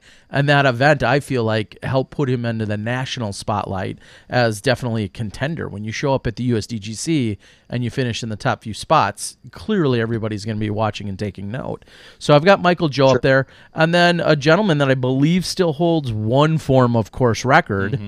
And if you want to compare any course that he's played this year... Oh, he's going Anthon. Yeah, he is. Any course that he's played this year, being at the Utah Open, where he had one of his most solid performances of the year, and even a Ledgestone-ish kind of style course, more Utah, though, even than Ledgestone. The guy that shot a 53 in one of the tightest and most challenging configurations of the USDGC in history, only having a blemish on hole 17, is Josh Anthon. And we've seen his storied year. Yeah. I get all that, and I'm a little bit of an Anthon fanboy on any given weekend or throughout the years. He's been such a solid supporter. But I don't know how you can rule him out. He's so serious. You can't rule him out of contention. I chose not to pick him because of the last few events he's had some issues at. So, but... Am I going to come here next Tuesday and be like, OMG, I can't believe Anthon won? Not at all. Because if he went out there and shot 4 1050 rated rounds, I would just say, he's got this course dialed. He knows the course. The course changes slightly here and there. Things get skinnier. Things get a little longer than the last time he played. But he knows the grounds. He's an accurate thrower with his drive. And he knows what his discs are going to do. And his putting is insane. His putting is phenomenal. So ultimately, Anthon is a great pick. I just couldn't bring myself to do it. And that's fine because the injury or injuries. He wasn't at Green Mountain. I believe he had planned on being there, and then also he went down to Worlds and. He said it himself on SmashBoxx. He was pressing too hard. He wanted it too much. So that's almost like we've seen Macbeth in the past few years at Worlds. I feel like this is just what I've seen. It feels like he wants it so bad and presses so hard. He puts a lot of pressure on himself and then doesn't perform because of that stress. And could USDGC be like that for Anthon this year, or did he learn from Worlds where he isn't going to, put all that pressure and press too hard? But with that question in mind, plus the looming injuries. But again, little known fact, Utah, Anthon almost did not play. He almost withdrew from the event because of his wrist. It just wasn't, he wasn't able to putt, but he loosened it up, worked through it, and then nearly won the event. So, he might nearly win this or win it. Wouldn't be surprised. Well, a quick comment. I'm going to a couple quick comments off the board. I see Jamie Thomas has actually chimed in. I'll read that in a moment. But, well, let's just get right to it. Jamie Thomas has said, just a moment ago, said, fun fact for you guys, Jason Tyra out of NorCal has put up a $1,000 ace bounty on hole 3, and it was announced today at the players meeting. So I'm guessing that maybe just out of his pocket or as a fun little extra, but Jason Tyra out of NorCal put up a $1,000 bounty, and which is has that hole been aced in competition? It has been aced in competition. Okay. That I'll guarantee, but it was not aced one of the years when there was a $10,000 ace. There was a $10,000. There was a $10,000, and I thought maybe there's a car one year. There's been bikes that have been Bikes. I know have been sponsored, Yep. and I know there was one year a Twisted Flyer related $10,000 ace offered on that hole. Yeah, because I remember but not the kit. That's the year I was there. Everyone had to show their disc to the camera. Sure. We make sure it was a valid PDJ disc, and then you got your throw. So that's always very cool. Interesting insight. So thank you, Jamie, for giving us a little extra insight. And then I also just offered up to Jamie. I said, "Is there anything on the media side that you want to share that we didn't just discuss?" So we'll see if Jamie's got anything else. He says it's a standard Disc Golf World Tour coverage. Next day lead card. Joe Mess crew hired by Spin TV / Disc Golf World Tour. Yeah, and we're going to talk to hopefully Ian later because like you said, thought we heard some CCDG guys there working with Spin and. Correct, and Ian has actually announced that he's back, and so Joe's we'll be right. able to get to him There was soon. a car one year. I thought there was, but as always, I'm not 100% sure. And Ian actually just messaged me and said he'll be ready to go whenever we are, so we'll be getting to him soon. So, some great stuff out there. And Jamie Thomas says follow at Innovadis, at Spin TV DG, at at DG World Tour. All on Instagram and Facebook. So, all right. So I was gonna say before we get Ian on, do we want to quickly talk about some of the? All right. Do we want to talk about the change on hole 2? Yes. That's the big change. I was gonna say they've lengthened the 888. It's now in 999 1111. Added some OB to it, but the change everybody's talking about is hole 2. Yeah, that happened. Did that happen? It happened like Wednesday, probably last week. And I say that because otherwise, I think we would have said it on the show. It was Wednesday or Thursday of last week. So for those of you that don't know, last week you could even put the picture up if you really got to it. If I find it here, I'll bring it up. For those of you that know hole 2, it's a par 4. The first shot is through a tunnel of trees. Some people lay down a roller. You want to get up there about 350 feet, slightly uphill.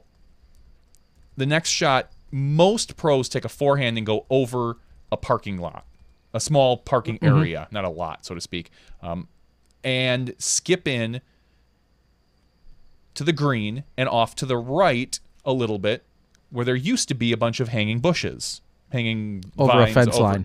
Over a fence line. Well, they've trimmed back the bushes.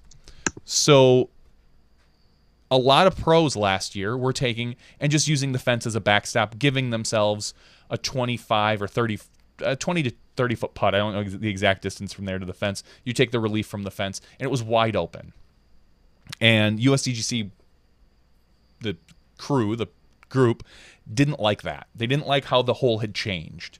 Namely, because the branches that overhang onto hole 2's green, where the putting green was, they weren't as much of an obstruction and didn't challenge the putt as much. Is that a fair way to put it, Dana? Yeah. So, Johnny mentioned a lot of players do go with the forehand over the road on their second shot, but that play is really only there if you get really far left off of your tee shot. For the most part, a lot of players are throwing. The right-handed players, that is, are throwing like a little hyzer flip stand-up shot, and the play is if you miss, turn it over into the fence. And with all that gone, that play used to be all right, turn it over, and if I end up in bounds, and then I can maybe get a putt, but most likely I'm pitching up, taking a par. But now with those wooden poles, that play becomes a little more. It kind of says, hey, I might not have a putt. Similar to the bushes being there, you might not have a putt out. So really the play then turns to the left or right shot over the parking lot, playing it into the target that way, or playing it even deep into the target where you have a clean look at the basket versus that more kind of half and half go for a birdie. But if I don't have a look, no big deal, I get a par. Now it's you might not have that chance to hit that putt. And, thank you for pulling up the graphic. So here's what it looks like. We're showing everyone on screen if you're obviously watching along. Or if you're listening later, you can go to the USDGC's Facebook page, which is where this is. And there says here, 5 wooden pillars now guard hole 2's green. Read more here, and they give a reason as to why they did that. So yeah, they're 5 pillars. They stand. What does that look about 6 feet? Somewhere around 6 feet tall, 5 to 6 feet. Yeah, 5.5. And then I think I saw a more recent picture that was maybe even posted today. It looks like they've wrapped some form of vines, or they better not have went to Wrigley to get the ivy. But I think it's actually poison ivy. That would be awesome. So don't get too close to it. Little taste of the Midwest. Now the thought process. Oh, go ahead, Dana. I'm sorry. You're fine. So I think what it really does is, like it or not, it's gonna put some mental pressure on the players. So if they throw a good shot, hit it, and get a bad kick, or a competitor throws it and gets saved and parked, what is that going to do to the play? What does that do to your head? All right, I just threw a great shot. I now don't have a putt. This other guy in my card was flying by, hits it, and it skips by the basket. It kind of brings that whole mental thing into play, whether or not that was their intent, or one of their part of their intent in putting those there. But it's going to set up, if you're a mentally strong player, that's where you're going to get through the hole, and it's not going to bother. If you are someone that gets upset about things, petty things and changes and stuff you don't like on the course, that might set you off set you off track for a few holes. So that's where the mentally strong players are going to have a benefit, because this is one of those cases, like it or not, everybody has to play it, but you are going to see those unlucky breaks and lucky breaks where it does save a shot, or it does screw what was a good shot. And I generally dislike when a target has trees or whatever it is around it, but the concept, according to Harold, the concept was that, just like we said, they didn't like people doing that, but other suggestions were brought up, like why not move the basket closer to the OB? Why not put a hazard off to the right by the fence? And Harold basically said, if you put a hazard to the right of the fence, everybody gets that 1-stroke penalty.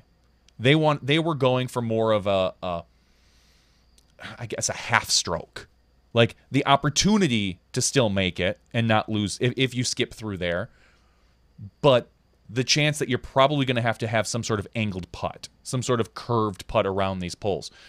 I personally don't like it. I think it kind of looks silly. I think that you're going to see people are going to try to use this as a backstop instead.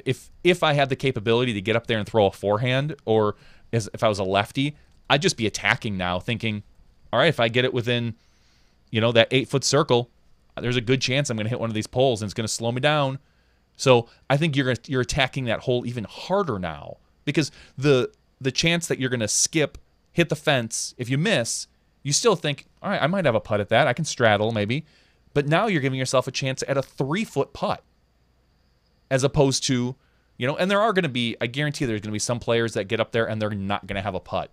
But I don't think that's going to be a majority of them. And I don't like the fact that if you play the hole off to the right a little bit, it really reduces your chance to attack that basket, to attack the hole a little bit from the right-hand putt. If you throw up and throw up again, maybe not the best term used, but if you throw up the fairway and then move yourself up a little more, it could really interfere with long putts that might end up a little right. I don't love the change personally. I'm not saying there would have been anything better. I personally think I just would have left it as is. A majority of the players are probably not making it up there anyway.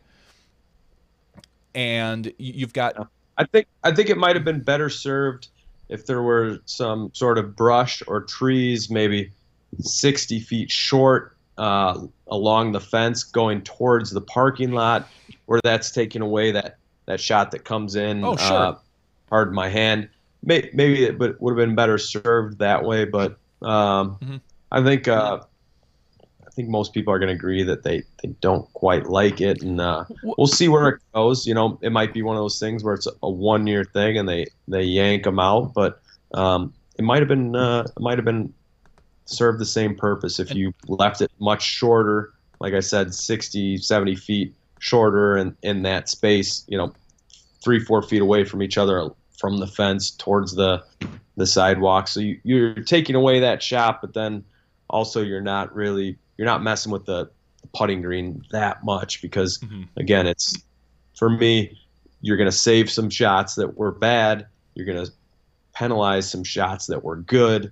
And it's hard to, really put a value on, on something like that. Yeah, I mean, ultimately we'll see. USDGC, they are not strangers to making changes, strange course changes. We've seen it since the very beginning.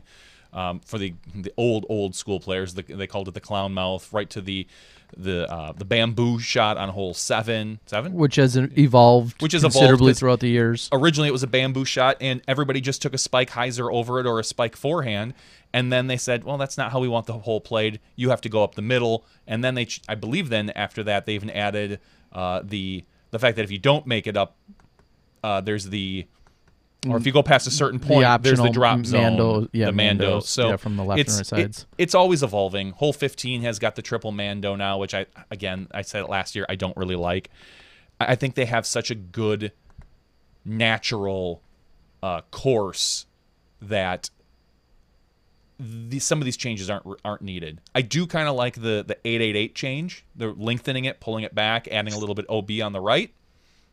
I've got no problem with that change. I'm just not a fan of particularly hole 2, and we'll see how it pans out for people. Yeah, we certainly will. It's, as we've said, they're not afraid to try new things. There's always that constant argument of whether or not this is the right place to try new things. I think there's something to be said about the concept of the post and scoring and course strategy. All right, so there's all in course design. There's all of those elements, and then there's just a sheer aesthetics and kind of feel to it. And I know that's way more subjective. We'll look at the numbers. I know at one point someone had said, maybe it was Harold or someone else said it's currently the 2nd or 3rd easiest hole on the course statistically. There has to be a third and that's my rebuttal. If you're just trying to make it harder, well, guess what? There's going to be another hole that's now going to be the 2nd, easiest if this one does in fact get tougher. You're always going to have an easiest and 2nd easiest hole on the course, so you're never going to have 18 most challenging holes. So there's something to be said about all of that as well. But so I think again, one of the main things that Winthrop and Harold and the USDG crew is always trying to do is mentally challenge the player. Oh yeah, definitely. And this is going to be another one of those cases, especially since it's something that's not most likely a lot of players aren't going to like it, and if it gives them a bad break and someone else a good break on their card, what does that do to your mental state, and how does that affect your round? So I think that if you're looking at it in that way, they're accomplishing what they're trying to do, but again, I think it may have been better served much shorter of the target. And Jamie Thomas, who's there and on site, and obviously has a media along with a disc golf perspective in terms of play, along with course design, he just posted a few minutes ago and said here on the board that he thinks that there's more not trying to draw attention, which is fine, as it's not my rodeo, but the general public is overreacting to the post, in his opinion.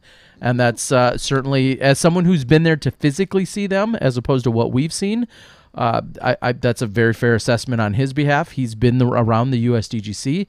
He knows, he's learning more about course design himself. Here's what I'll say as far as overreacting. I don't necessarily think that... Jamie, who writes your checks, though? No, I'm just kind of kidding. As far as overreacting, I think people are, for this particular instance, might be overreacting, but we've seen it in the past. USDGC sets a precedent that if something looks cool or maybe works out for them, we see that spread to a lot of different events, whether it's the yellow rope, whether it's island holes, hay bale type island holes. USDGC can set a precedent, and that's what I worry about. People are going to see this and be like, well, USDGC did it. I'm going to put up poles all on all the right side or all the left side or whatever side I don't want people attacking from.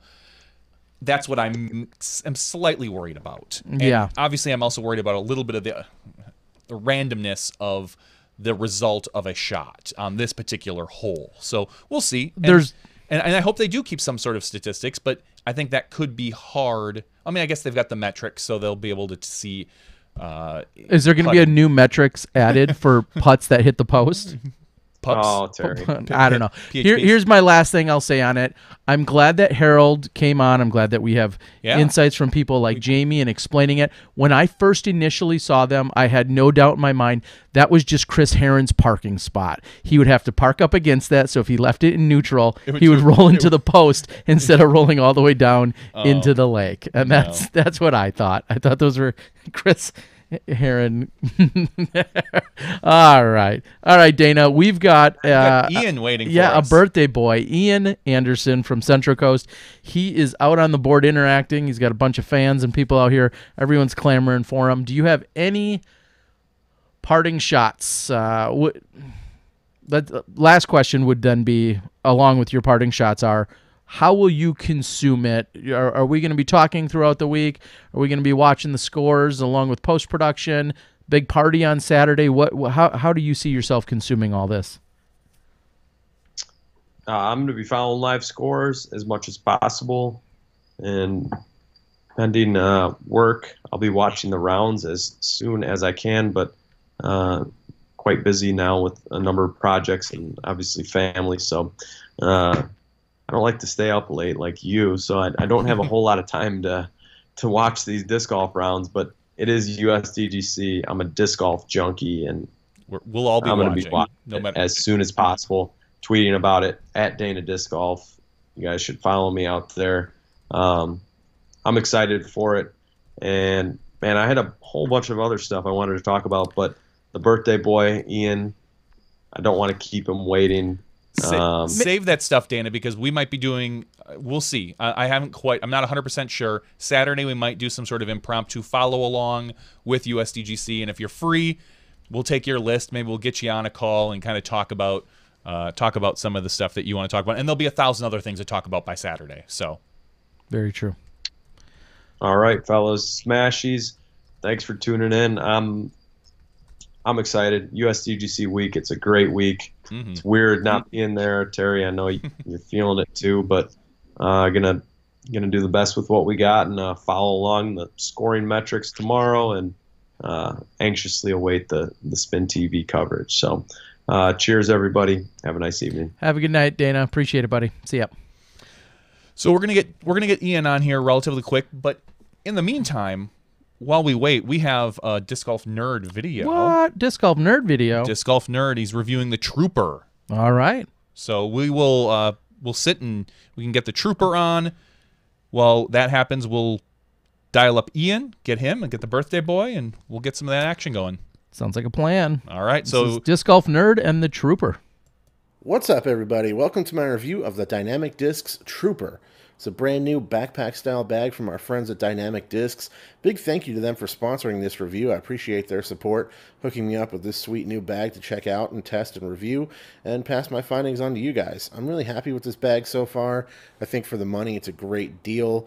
Coming in at $39.99. This is a bag that just about any golfer can afford, and I really like it. It fits everything I need, and I'm going to use it for a little while and see what I think. So you have a grab handle on the top here that is nice for short distances. The overall material of the bag seems solid. Nice piping on here, decent material. On the top here, it is a nice putter pocket that can also be used for storage. As you can see, the interior of the bag is the blue color. All the bags are going to be gray with the interiors, and then the water bottle holder and the zipper pulls having the color to them. Available in blue, red, and green. This one, you can see, has plenty of room for a few putters up top here. You can actually zip them closed if you want to, or you can put your putters in the main compartment and use this as quite a large storage pocket if you need some extra storage space. If you wanted to, you could probably fit another disc up top there. Also, nice little Dynamic Disc embroidery on the front here, which I think is great for the price point. On the side, you can see that it has one very large water bottle holder, which actually holds this bottle, which is a 64-ounce bottle. So that's quite a bit of water as far as I'm concerned, and you can kind of cinch it closed a little bit if you have a smaller bottle to prevent it from falling out or rattling around too much. Swinging it around to the back of the bag, you can see it's got a little DD patch there. There's OGO, the manufacturer that works with DD for this bag. And you can see the shoulder straps in the back have a little bit of padding, a little bit of mesh there to help it breathe a little bit.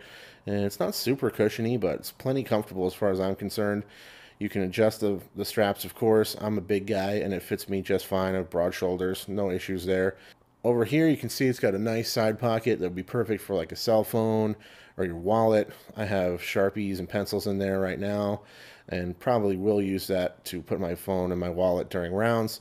And then you have a nice little storage compartment down here for your mini. I have a little first aid kit, all that kind of good stuff in here.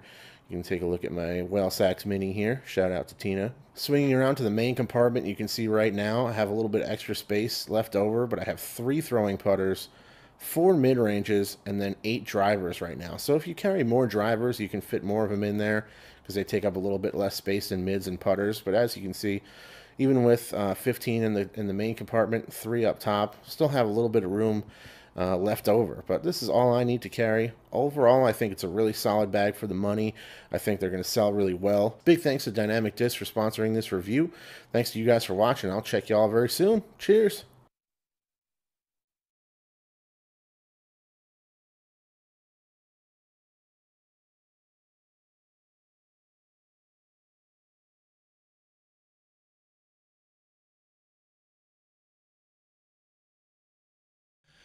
All right, thanks, Disc Golf Nerd. We are here now. Terry and I are back. We appreciate that. Go out and check out Disc Golf Nerd's YouTube channel. But I don't want to talk too much about him, although how great he is doing all the reviews. We have, without any further ado, our birthday boy, Ian Anderson. Happy birthday. What's up, guys? Yeah, buddy. How you doing? Good. Thanks for having me on. Absolutely. So, what, Korean barbecue? Is that what we heard? That is my jam. That is your jam. It's like $22, all you can eat. I am incredibly stuffed and it was delicious.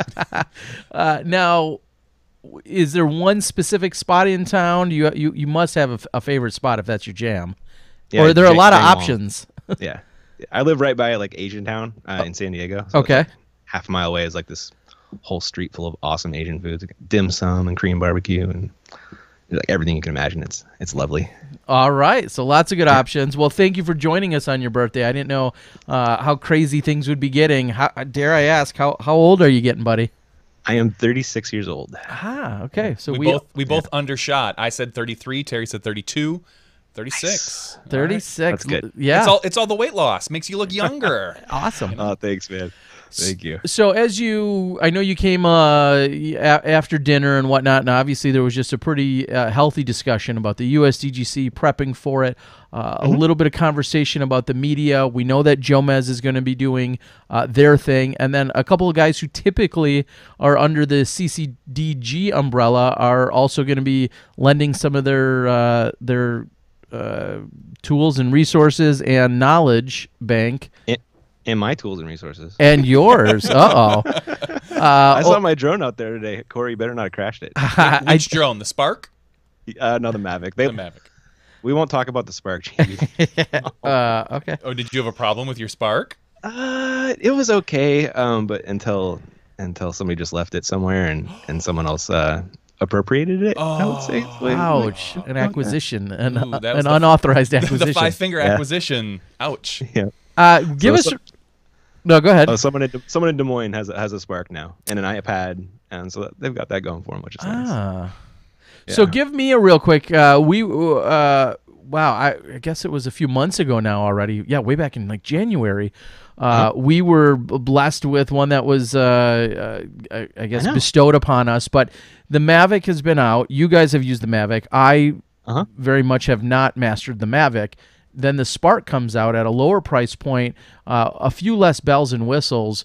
Yeah. What's kind of been your hot take on that? You and I haven't discussed that. What's been your hot take on the Spark? I've flown both a bunch. I highly prefer the Mavic. Way better range. The signal's like a lot more consistent. Okay. It just doesn't lose feed quite as quickly. Longer battery life. It's like no contest. The Mavic's way better. Okay. So I have 3 Mavics now because we keep crashing them. Yep. Okay. We have to send them back the repair cycle, so can't be without a drone. Yeah. You know how it is. You must have taken flying lessons from Terry Miller. Actually, I think I've only crashed it one time, and it didn't have to get sent back. So See, I got you beat by a mile. Wait, they're so easy to crash. And Jamie Thomas says, spoiler alert, the Mavic may have crashed, but he says it survived though. So oh my God, I was gonna kill Corey just a little bit. So it breaks my heart a little bit every time. And your tools, your heart and your tools. Yes, so exactly. So talk a little bit about what you know. I know you're as you said, out in San Diego, like us. You're not on site this year, but talk a little bit about what you know as we're seeing some of the media bond together in a lot of ways here on this weekend under this the Spin TV umbrella. But who's out there that's typically working with you? Yeah, so Corey Merle, Johnny Disc Golf, and then Peter Mars. Okay. Sleepy Legs is his AKA. Okay. From the Chance vs. the Chumps video, they both do great work. I think they're hanging out with Jamie. They're making really cool videos, going around USDGC, interviewing people. I'm kind of getting like the history, the look, the feel. I'm really excited to see what they put out. Both those guys, all three of them, do fantastic work. So it should be cool, and something that hasn't really been done for USDGC. And if any tournament like deserves it, it's USDGC with all that history it's got and everything. So yeah, I'm really stoked to see what they put out. And Jamie maybe can retype it. A little while ago, he had said exactly what his plan was. I know we talked about it, but I think he was. I think he had made a post saying part of what he'll be doing personally is capturing footage to. I think as he described it to.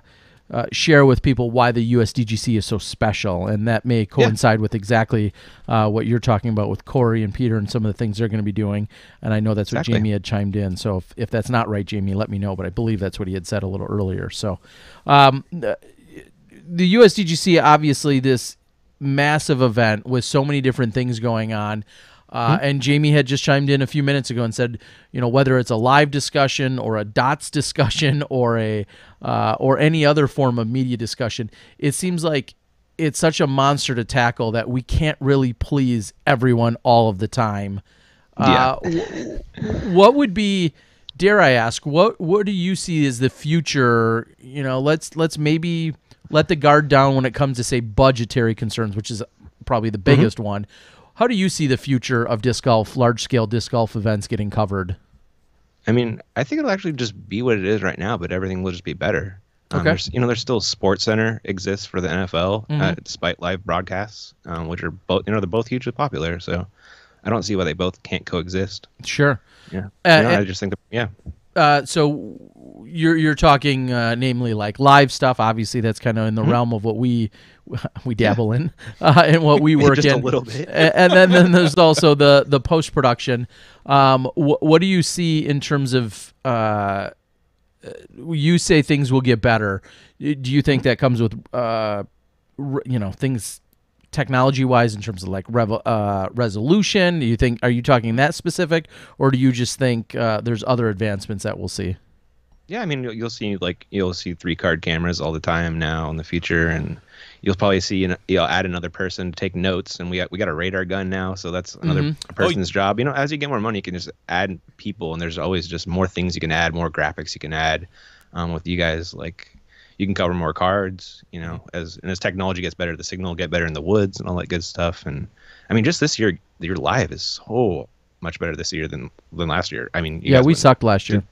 It wasn't, you do what you can and you always get better. That's what we do, is always just small steps to get better. And so you guys sometimes they're huge steps. So you guys went and bought a radar gun. I know, I can't remember. Was it kind of? Was it Idlewild that someone had it, or Beaver State? It was Beaver State. Beaver State. Dude just sidled up next to me. His name's Mike. He's a really friendly guy. And he just started shooting guns. He's like, you want this? I'm like, yeah, definitely. So he just started doing it for every throw, and he wrote them down. And, next day videos, it's like, all right, how much sleep do I want to get, and how many of these mile per hours do I want to put in? Yeah, because that's a graphic for every one you need to make and put it in the right spot, and come up with something. So and it's not static in the sense that obviously all these throws have different miles per hour, so it's not like your birdie graphic where it's like, okay, there's going to be 2 or 3 or 4 of these every hole. It's a totally different, unique number that can happen on every hole. So now you kind of have one. We actually have 2. He hit me up after the tournament. He's like, "Hey, do you want one?" And I was like, "Yeah, that'd be great." And so he sent us a couple. Wow. So we've used it a couple tournaments. I don't know if any footage has come out. I think But I did film the Rocky Mountain Championships. Oh, a sad story there. But I filmed the final 9 and got every throw on the radar gun, so that'll be really cool when that comes out. Awesome. I don't know if you guys have ever seen. Have you guys seen that Rocky Mountain Championship footage? Just when you wiped out. Yeah, where you fell down and right? Because I mean, that's what we all need to see. That's the sad story, right? That's the story. But it's these beautiful courses in the mountains, and the land just got sold, and they don't think it's going to happen next year, which is just absolutely crushing for me. Just super bummed. I know everyone is. Yeah, and that's an event that you guys have been to. I'll say with a lot of frequency. Is that a good way to put it? Yeah, I think this is my 3rd year in a row I went. Okay. Yeah. It was cool. Like the first year I went, there was 40 empty spots. The second year it filled up in like 6 days, and then last year it filled up in like an hour. So it's cool to see. That's proof in the pudding for media coverage growing a tournament, right? Yeah, exactly. Yeah. What would you say is one of the biggest hangups? I know we just talked about adding graphics, and the more things you put in there, the more there is to do within a video. You know, because I think at one time there was this big push for adding what every player was throwing on every single shot. You know, and that's gone through various iterations. That's kind of hit a peak, and at one point it was super important, and then it kind of tailed off. Obviously, commentary has become a mainstay in so many different videos and a lot of different crews. What are some of the things that you feel like either slow down production or are some of the biggest challenges to overcome on any given video? Yeah, like when there's graphics, there's things you can lay in ahead of time, and then there's things you have to lay in. I mean, you know this one, but for everyone else, like you can lay in the drone footage ahead of time, you can lay in all the whole information ahead of time, but anything that has to be timed to a shot has to happen after the fact, and that's where you can only do so many of those. You have to pick which ones are important and do those, and hopefully get a little bit of sleep when it comes to a next day video anyway. But for longer produced videos, if we can add as much as we want, but then it becomes a time versus benefit analysis. Is this adding this feature going to take me 5 hours? Is it worth it? Is it going to am I going to get 5 hours worth of more views? It's yeah. No, I yeah. Well, and a lot of people, it's like anything else when it comes down to technology. A lot of people will say, well, as computers get faster, things will process faster. You'll be able to do things like render. For those that even know what that means, you'll be able to render out faster. The internet's going to get faster. The problem is things like resolution also go up. So you may have a computer that could put out render things out a little bit quicker for you, but now you're having that push. Obviously 1080 became a standard. At some point 4K is going to become a standard. So it's like this rabbit hole that you never really get caught up. And that goes the same for buying the equipment.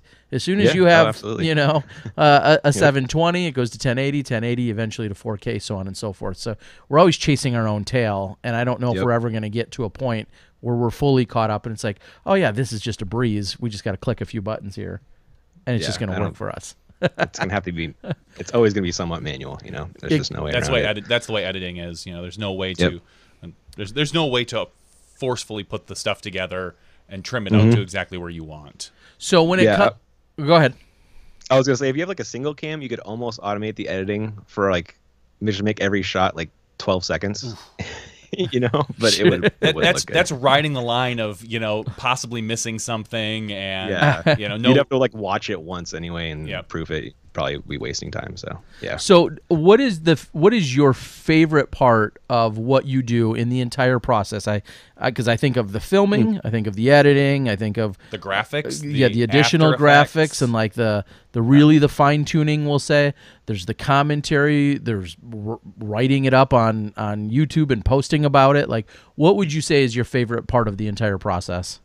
Like filming the first 3 holes.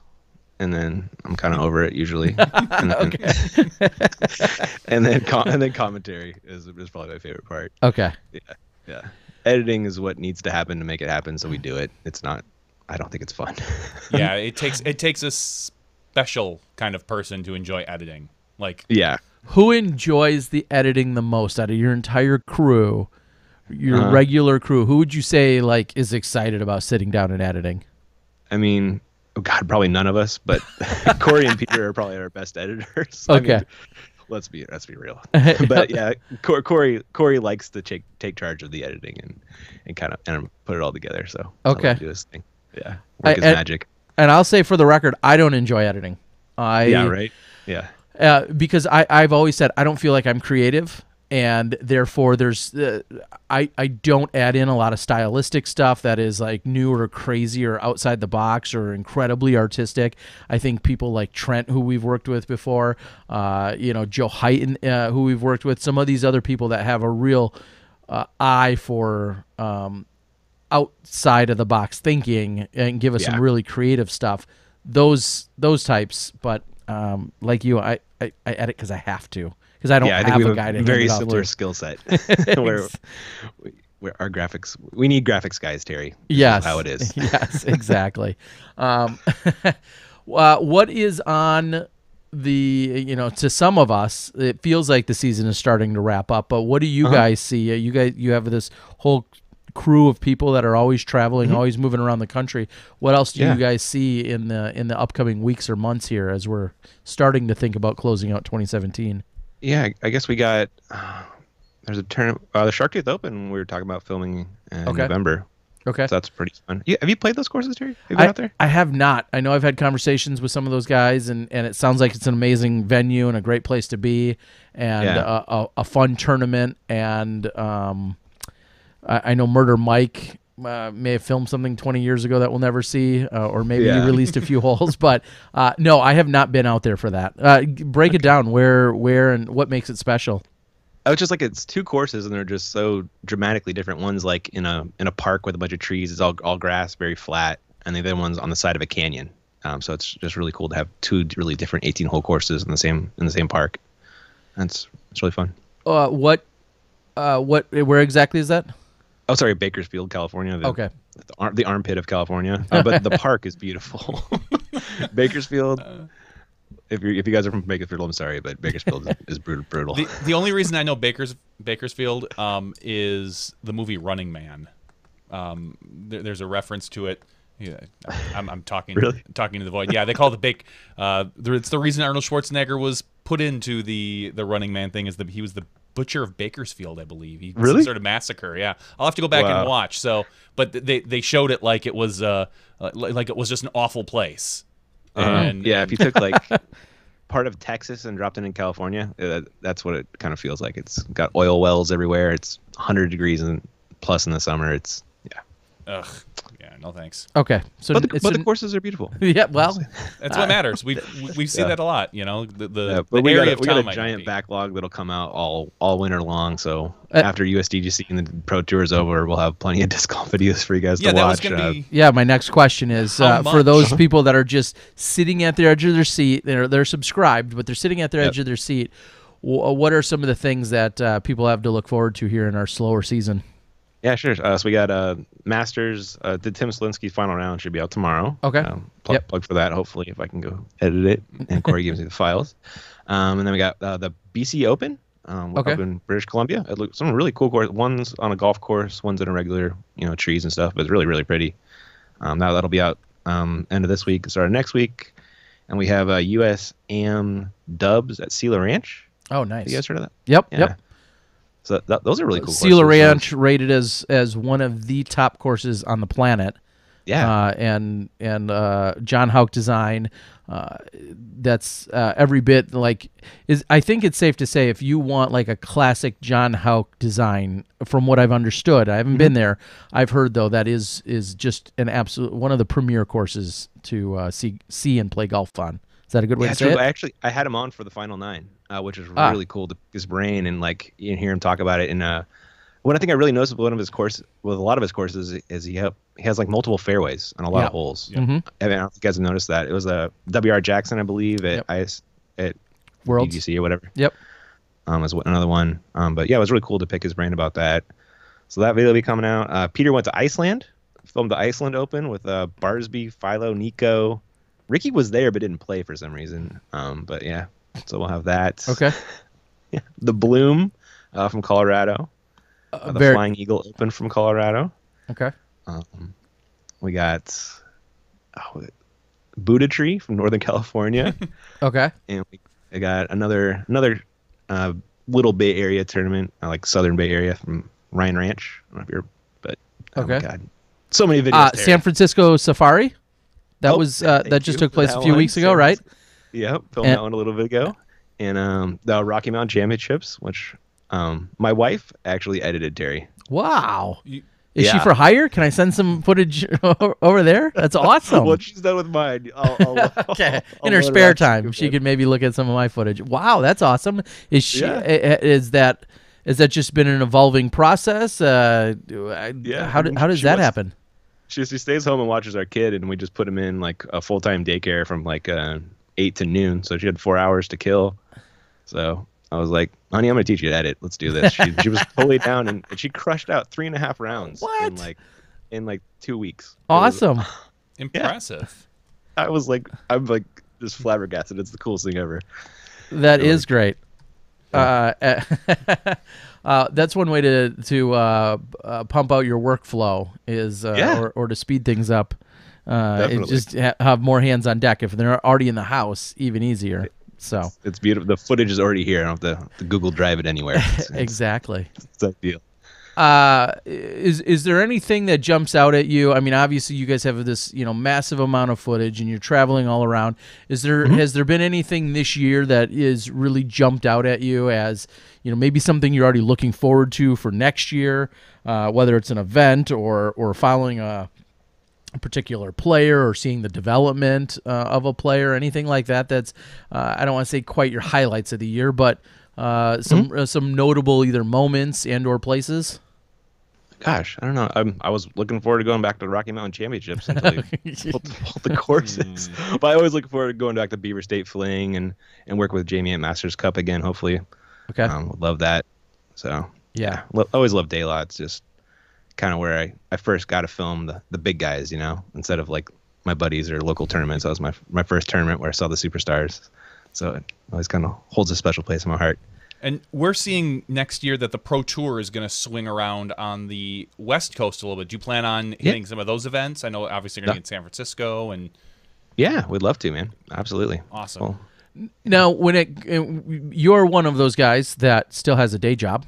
I do. That's which- where I was going to go next. Which is what a lot of people undervalue or appreciate, just the amount, just like our players. You have your Joe Revere's and your Steve Rico's who do work that 9 to 5 or even longer, those regular jobs. And so not doing video is not something that unfortunately you've been able to dedicate full time to. I think that's kind of the aspiration. But what is that like with that day job? We'll say, I don't want to say side gig because it's a whole nother job, but what's that like with that balance and that work? It's really, really tough to balance that. And then, both jobs and the family too, I can't neglect my kid and my wife. And that's probably the hardest part is just balancing it all. I don't have a problem getting the work done. It's just, making sure that I get enough time for everyone. Do you see yourself I say pulling a Jomez and basically forgetting your full-time job and making your side gig your full-time job in the next couple of years? Do you see the CCG be able to do that? It's getting very close. I'd love to do that. But like I'm the sole breadwinner for the family, so it's scarier. Jomez isn't married. He doesn't have a kid. He doesn't have to have health insurance. Doesn't have to have a 401k. No, you're dead on. I mean, you have a family to support. Details, bro. Details. And when you look at it, you think, well, gosh, I'm kind of doing it now, and it's almost like two incomes. Yeah, for sure. And I could keep my insurance, or I can go to the one thing I love to do, and risk it. Yeah, it is. I like to be risk averse when it comes to giant things like that, and putting my. I'm with you. Yeah. You have a job, right, JV? Yes, I have a full-time job and 2 children. So yeah, you're one up on me on the kids. Yeah, Slacker. I know. Come on, Slacker. Get on that. Oh man, we're trying. I was just gonna say, is expansion in the expansion in the? You need more editors. I did. It's a couple years out, ideally, but I wouldn't mind just having one. Man, I love. He's a great kid. He's perfect. So. You know, why mess up a good thing? It did a good job the first time. That's true. That's true. But as I'm already thinking, my daughter's going to be turning 9 here in a few weeks.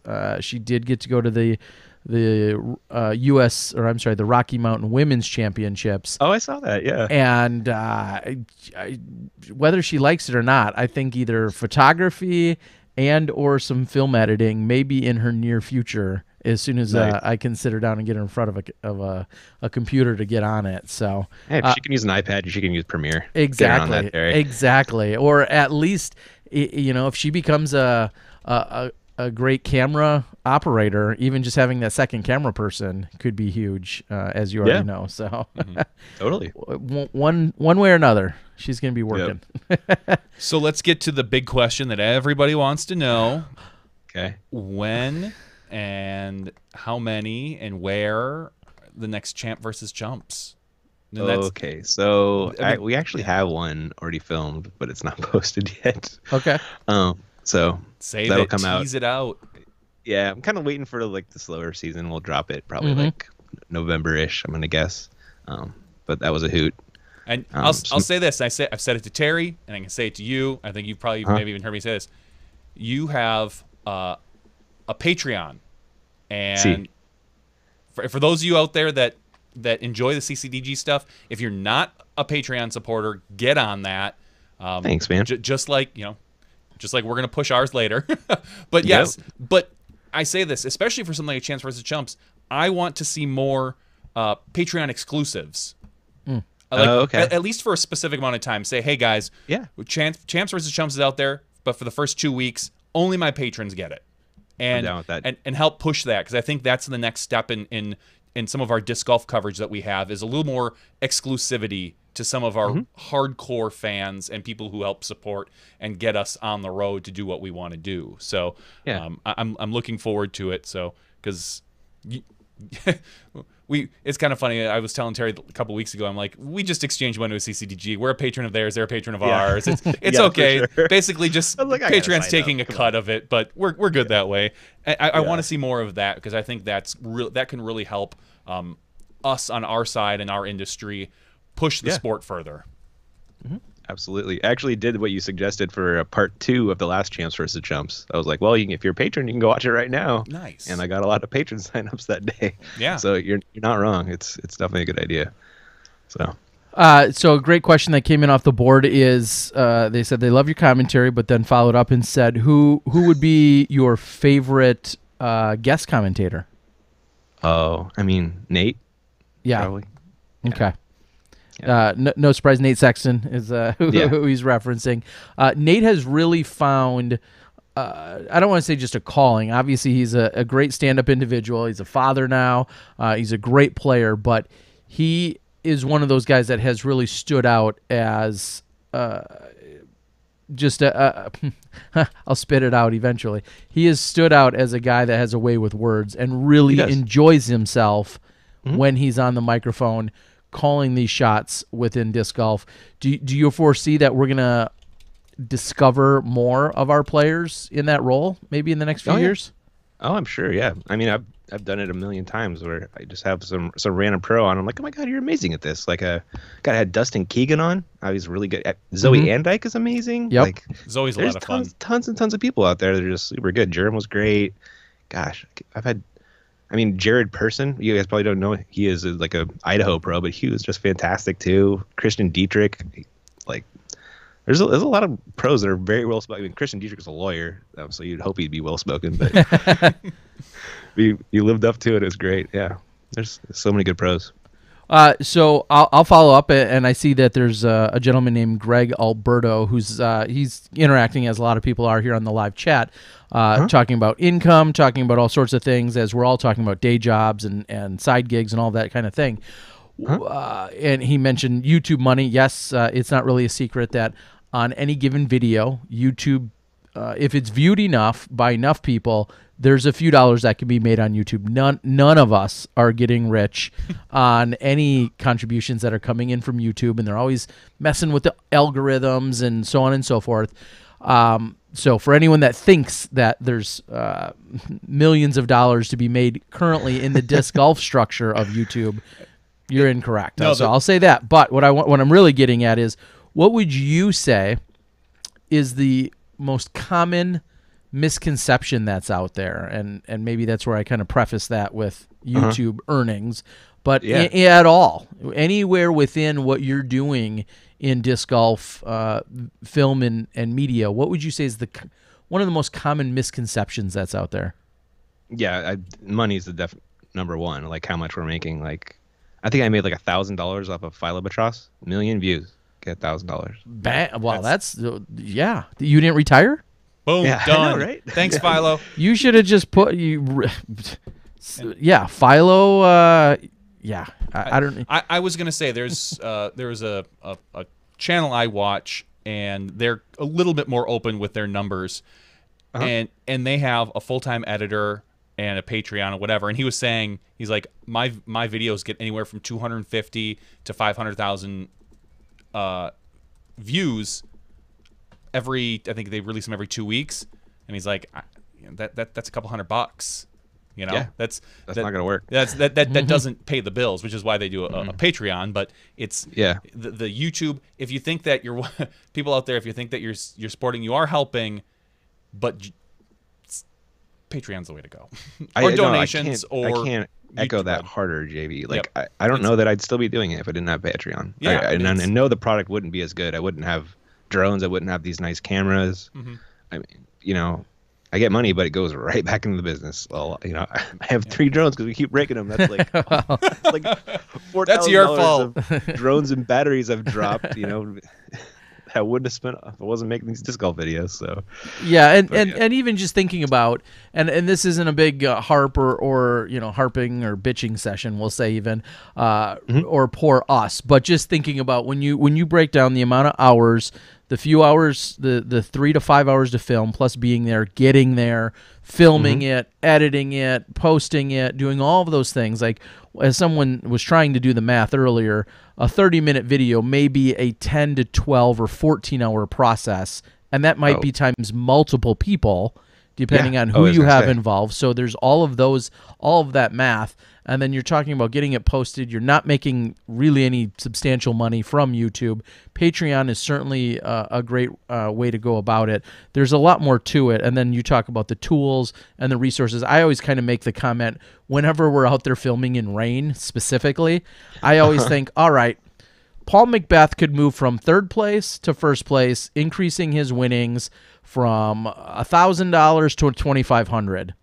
Well, we're out there with SmashBoxx, and the only thing that could happen is we could go from $20,000 worth of equipment and ruin it all. Like, there's no upside to us being out there in the rain, and it's part of our job, and I get all that, so I'm not complaining in that sense. But you think about the investment in cameras and equipment outside of the manpower and the physicality of being there, it's not exactly a bright proposition if you really think about it, but yet we all love doing it and we love putting it out there for people. So it's funny to think about it in some of those really practical senses, and I think a lot of people don't put all that together, that some of those things are out there. Somewhat of an exchange I had recently, someone had said, you know, thank you for what you do, and I know you hear that all the time, and we're all very appreciative of that. Someone said, along the lines of, you know, disc golf is all I watch, whether they said it was my channel or your channel, all of our channels. Disc golf's all I watch. All I do is watch it on YouTube. You know, I don't watch any. I have cable, but I don't even watch it. And I without sounding like a jerk, I kind of wanted to say, okay, well, I hope you support all of us then through Patreon. You spend 50 to dump cable, 50 to dump 80. cable. Take that money, split it up. Exactly. Put a quarter in his pocket and split the rest amongst You spend us. $50 to $100 on DirecTV or cable, and you readily admit you may not even watch hardly a few minutes of TV a month, but you're glued to every single disc golf video that's put out by the 6 to, you know, or the 4 to 6 main content providers. Yeah. If you think about it that way, if you gave all of them $10 a month instead of your cable provider, it would go a lot further for people that are working a lot harder for you. But absolutely, it's just one interesting way to look at it. It is, yeah. So we all started doing this because we love to play disc golf. What's the next tournament you're going to play, Ian? I'm retired. I don't. Oh, I don't nice. believe that. I don't believe that. I'm retiring until I hit Master's Age, and I'm gonna come out and just slay. That's Yeah, that's what we all say. Yep. Everybody says that. Yes. Look for us next year. yeah. Smashbox closes down next year because we're hitting the Masters Tour full time. It's gonna be called Masters Yes. Box. Yep. the Master's Box. Yeah. I saw you take down second place though, Terry. What's up with that? Hey, shot 1,024 rated round. T. Miller. I saw that. It was a solid morning. Didn't follow it up in the afternoon, but it was a solid morning, and I liked the course and had fun. But yeah, it's crazy. I'll say this, and I was going to ask it earlier of Dana when we were talking about people that aren't playing as much. What I guess it's every individual. I don't feel like my putt specifically. I putted lights out that day. In general, whether I showed up to Nantucket or when I showed up this weekend, I felt like I putted almost lights out. That's so And cool. it's clearly my drive that is lacking, whether it's the accuracy and or the distance. It's both. Uh-huh. And maybe I'm unique, maybe I'm not.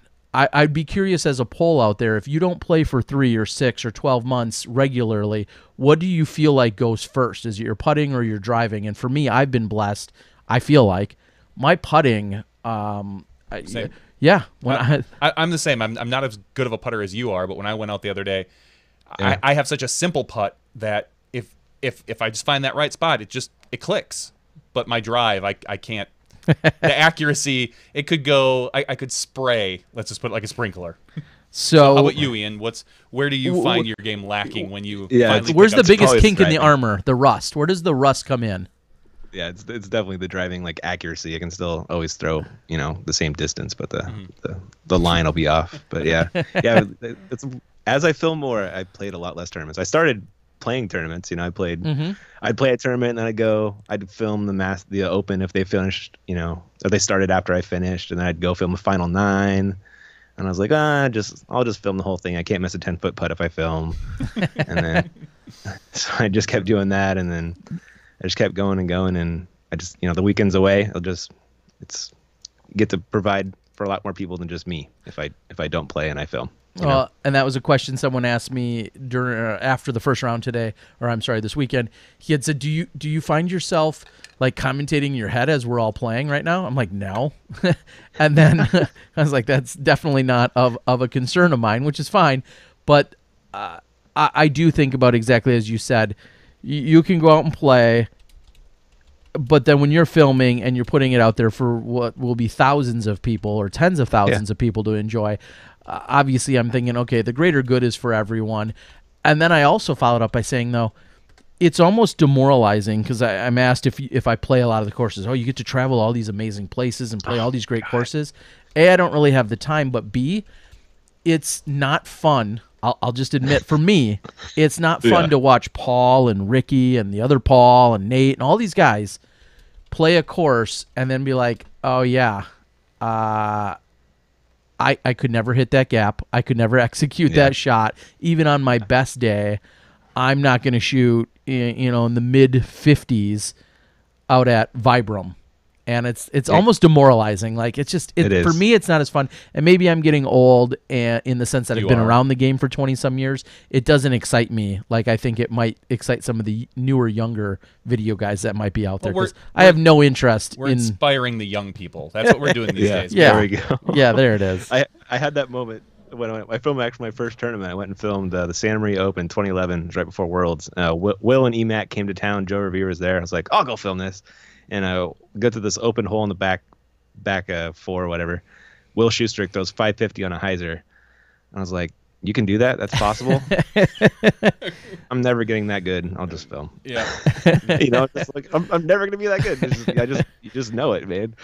I'm too old. Yeah, know your place. Yep. Or accept it. So USDGC, who do you got? Who do you got? Who do you think is going to come out, make a splash?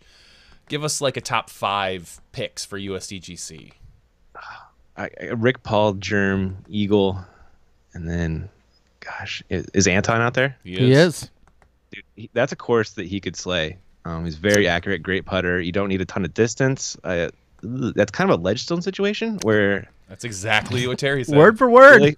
Really? I wasn't watching earlier. No. Yeah. Something about great minds think alike, I think they say. Yeah. Fair enough. I referenced Ledgestone. I said, Josh, absolutely. This is the No way. yeah. I said specifically Ledgestone, and then also when I think of specifics for this year, out at Utah. Utah is a similar course in the sense very flat, not a lot of elevation, not a ton of trees out there. Not that he has a problem with that, but we've seen him succeed at Eureka, and we saw him succeed at Utah, and those were the more open versus going into the World's courses at Jackson and at out at the Army base. So, and they also have a lot of OB, which he was very good at avoiding in both of those tournaments. Exactly. When you're talking about 5 OB strokes, I think for the entire weekend at Ledgestone, That's crazy. And some players were throwing more than that in one round or in one front nine. We're back now. Absolutely. A question on the board says the dude says he thinks Barry is going to win. And someone said Barry Schultz. Yeah. I don't know how many other Barrys we have in contention, but Barry Schultz, of course, he's won that event a few times. He's clearly still got game as he's pushing into his mid 40s. And there's just as you said, if we were here next Tuesday and someone said, Barry Schultz won it, neither of us would be like, oh my gosh, how did that happen? I've been watching him play a lot because we just filmed Masters World, and we filmed Tim Slinsky. So Barry can ball. Like he's so smooth. Very good. He's just so very smooth on his drives and his putt.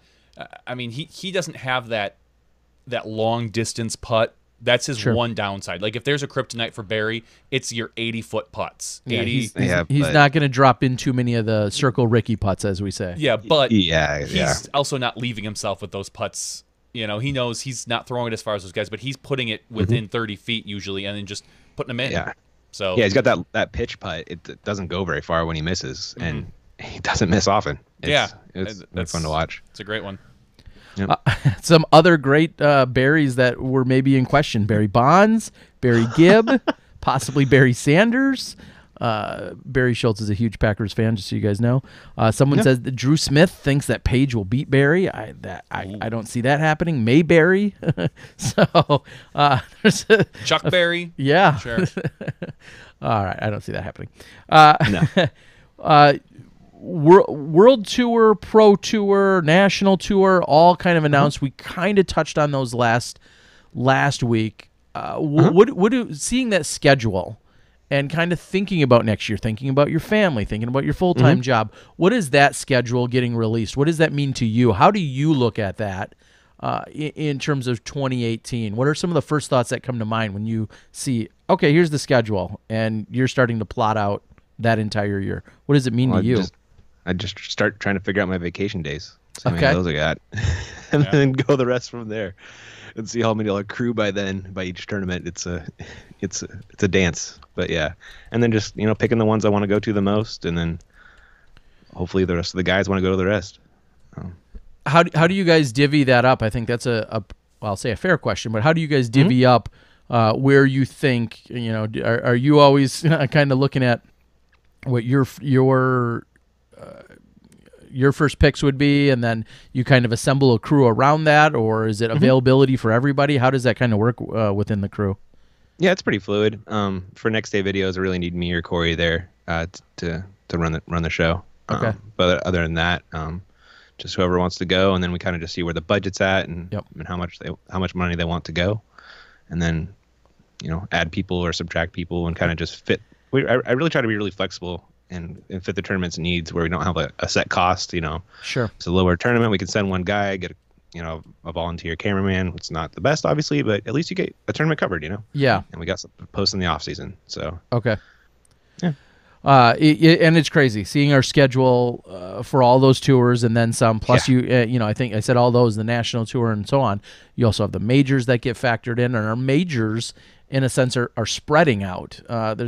I guess you could say there's more of them, but with the Pro Masters splitting off, or the Masters Worlds, and the Junior Master or Junior Worlds, and then the Junior Worlds splitting off versus then the we'll say the Open World Championships. There's two extra events that really didn't exist even 2 years ago, in the sense that they were kind of mixed in with others. Yeah. So they need all of us out there all the time. There's always something to be covered. It's amazing. What do you think is the biggest barrier to entry for other crews? Because you just said it. Well, there's a ton of events. There's lots of coverage that's needed. People will consume whatever is put out. What do you feel like are maybe some of the biggest barriers to entry for other crews that are either aspiring to get into disc golf and aligning themselves? It's tough. Like, I don't know that I would start right now, honestly, with how well established, Jomez and us and you guys and Spin TV is. It would take a lot of work, a lot of money, and I don't know that you would see a return for a very long time. And you would have to. You can't. It's hard to start small now because then you'll never grow. You have to invest quite a lot. Yeah. Right off the bat. Whereas you and I have had the luxury of building our inventory over time as things grow. But if you start now, you just got to boom, drop $10K or whatever it is. Because if at worst or at best, I'll say, you can maybe get away with a one-person camera, one person at maybe a $2,500 camera if you want really good quality, and then you need a drone. A drone would help out as well, and you need to be able to build up because you're not making any money at it. The only way you're going to make money at it is if people, I don't want to harp on it, people donate or support you via like a Patreon, and you need to build up your history for that. That is at least a year of proving yourself before anyone is going to probably support you other than your mother. And it's hard because you can't just go walk up and go film Masters Cup anymore. I just drove to Santa Cruz and just started filming Masters Cup, and that's like the biggest tournament on the West Coast, all the big name pros. But you can't do that anymore. No, you have to start with maybe some local regional A tiers or something like that, and build up a following. Well, and as it's getting tougher, as you just said, a following and just showing up at events, it used to be a little bit more, we'll say, wild, wild west. Now there are so many things that go along with that. If you show up and let's say you've got someone that was hoping to support you, some entity or company, they may conflict with an existing sponsor, and it just doesn't flow as easily. Again, the wild, wild west is getting tamed a little bit, and with that comes some restrictions and a little bit of politics, both front door and back door politics. There's a lot to it, and we try and keep all of that as much as we can out of the viewer's perspective, but we all know it's happening on the back end, and some of it's really good and some of it's really, really challenging. So no, absolutely. That's the business development management part of it is the biggest change from back in the day. And Country Disc Golf's out on the board, says, and I know he's been working to build his brand and his image, just like I saw with Basingers, who was at the U.S. Women's, said I've got some haters that are smitten with Jomez and CCDG.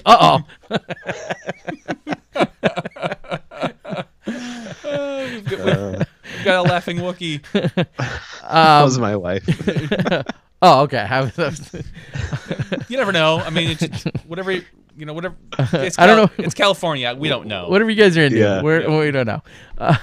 But that's part of the challenge too. We talk about, we've all grown a following, and sometimes just being the new guy or girl, even that you can be at a disadvantage just because you're not Ian, you're not Jomez, you're plenty.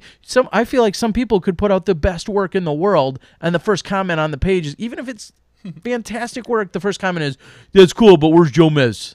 Or "That's cool, but where's Central Coast?" Or "This sucks. It doesn't have Ian's commentary on it." Well, okay, not everybody is trying to go in exactly one path. So it's funny how we have all that, but we keep putting it out, and hopefully people keep watching and enjoying it. Ian, your wife is weird, is what Coolin says. I don't know. She is weirdly awesome. I love her. She's great. That's what you need. So, what do you have any last minute things? Any shout outs you want to give? Any things? You've got a lot of sponsors on your videos, which is pretty awesome. We do, yeah. Any sort of shout outs before we let you get going here? To give love to all my crew, man. I love these guys I work with, Corey and Peter and Ben and Dre and Alex, and oh my gosh, just too many to name. Like the Central Coast Disc Golf crew is just so cool. It's just a great bunch of guys, and we all get along. It's fun making videos with them, and I guess the sponsors too. Pound Disc Golf Bags are a giant sponsor of ours, and Bearded Brothers, and we got Whale Sacks with Tina. Heart Designs is our website. I don't want to forget a couple, but we got Black Ink Discs. Those guys a lot. Make some really fun stamps, and then the Disc Golf Pins. Are you guys on board with them yet? No, we're not cool enough. I guess we haven't yet. I mean, he's in our. We're all in a fantasy football league together. He's in there. So Alan, get on that, man. I know. I'm on the border of reaching out and being like, "Hey, buddy, what do you got?" Yeah. So we'll see. And then like so many of us, you guys on any given weekend can have individual manufacturer support and sponsorship as well, which I think is something that we're going to continue to see. I know you guys have worked with Innova. I know you guys have worked with MVP and so on and so forth. And I think that door is going to be constantly revolving probably with some of our biggest manufacturers as well. Is that a fair way to put it? Yeah, for sure. Oh, I forgot to thank Juan over Stable Studios and our new graphics guy, Sean Charity. He's absolutely amazing. Awesome. So, very cool. yeah.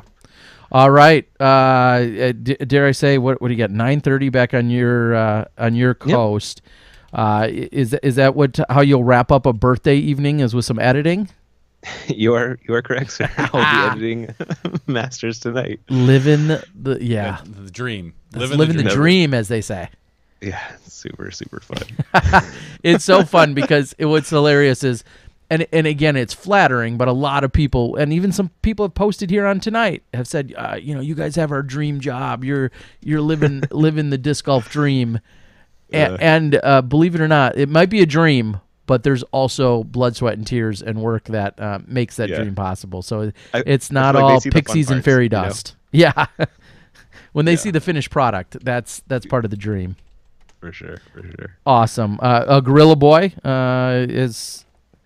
Oh, they're having a discussion about bags. That's a side conversation. All right, started that off. Yeah, exactly. With the pound conversation, who make obviously great bags, as we know. So, all right. Anything else before we close it out? Have me on. This is really fun. We'll have to do it again sometime. Yeah, for sure. Anytime, man. You don't have to wait for my birthday. You can hit me up some other time.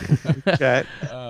Well, we know where to find you next year. If not, no. There you go. No, we love having you. We appreciate the insights. We all have our channels, figuratively and literally, but we all have our paths that we're taking, and it's great to interact and hear both the wins, the successes, and also some of the challenges and the misconceptions. We love sharing all of that. And I know I just reached out to you even a few weeks ago, privately to talk about a little bit of business on the side. And the fact that we have this relationship is awesome, and I think our viewers should understand that.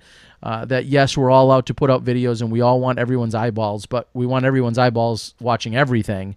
And I think we all continue to work together and to strive to push things forward, and we hope that our viewers can understand and appreciate all of that as we all forge forward.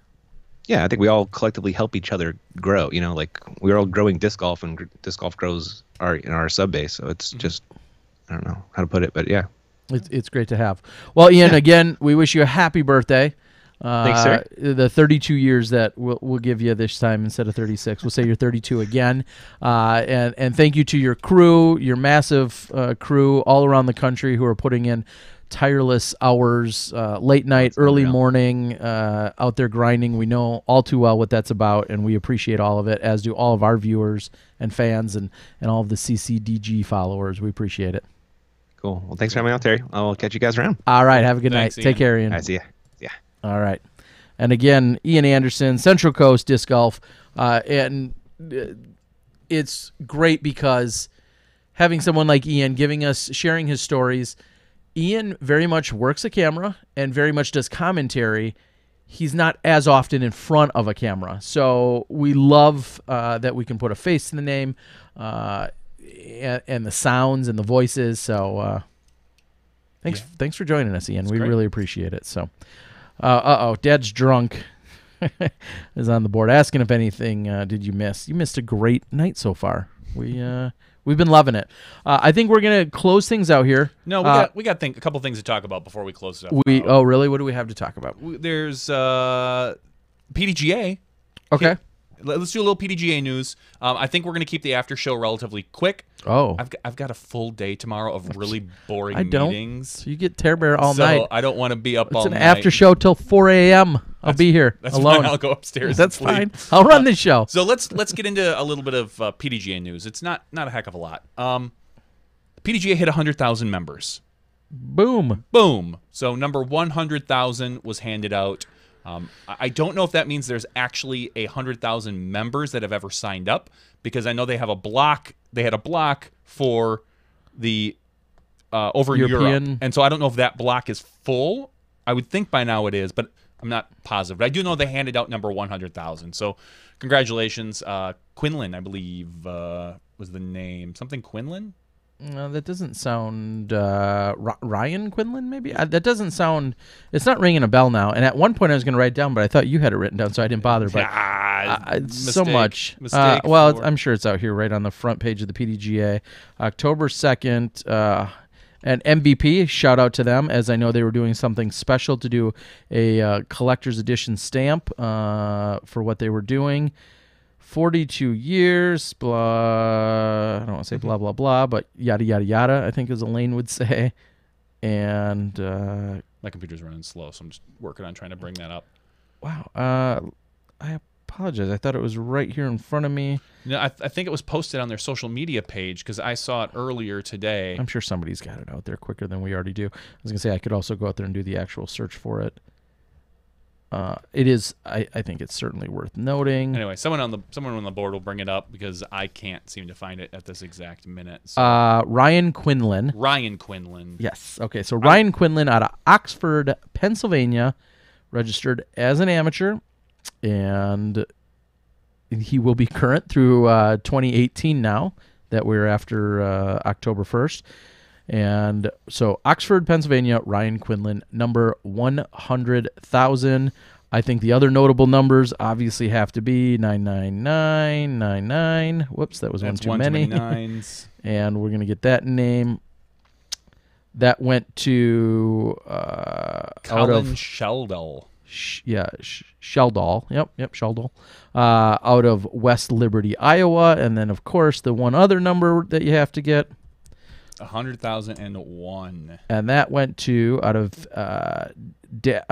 Daphne, Alabama, that went to Scott Butler, 100001. Ben P says, double check this. Look up 100,347.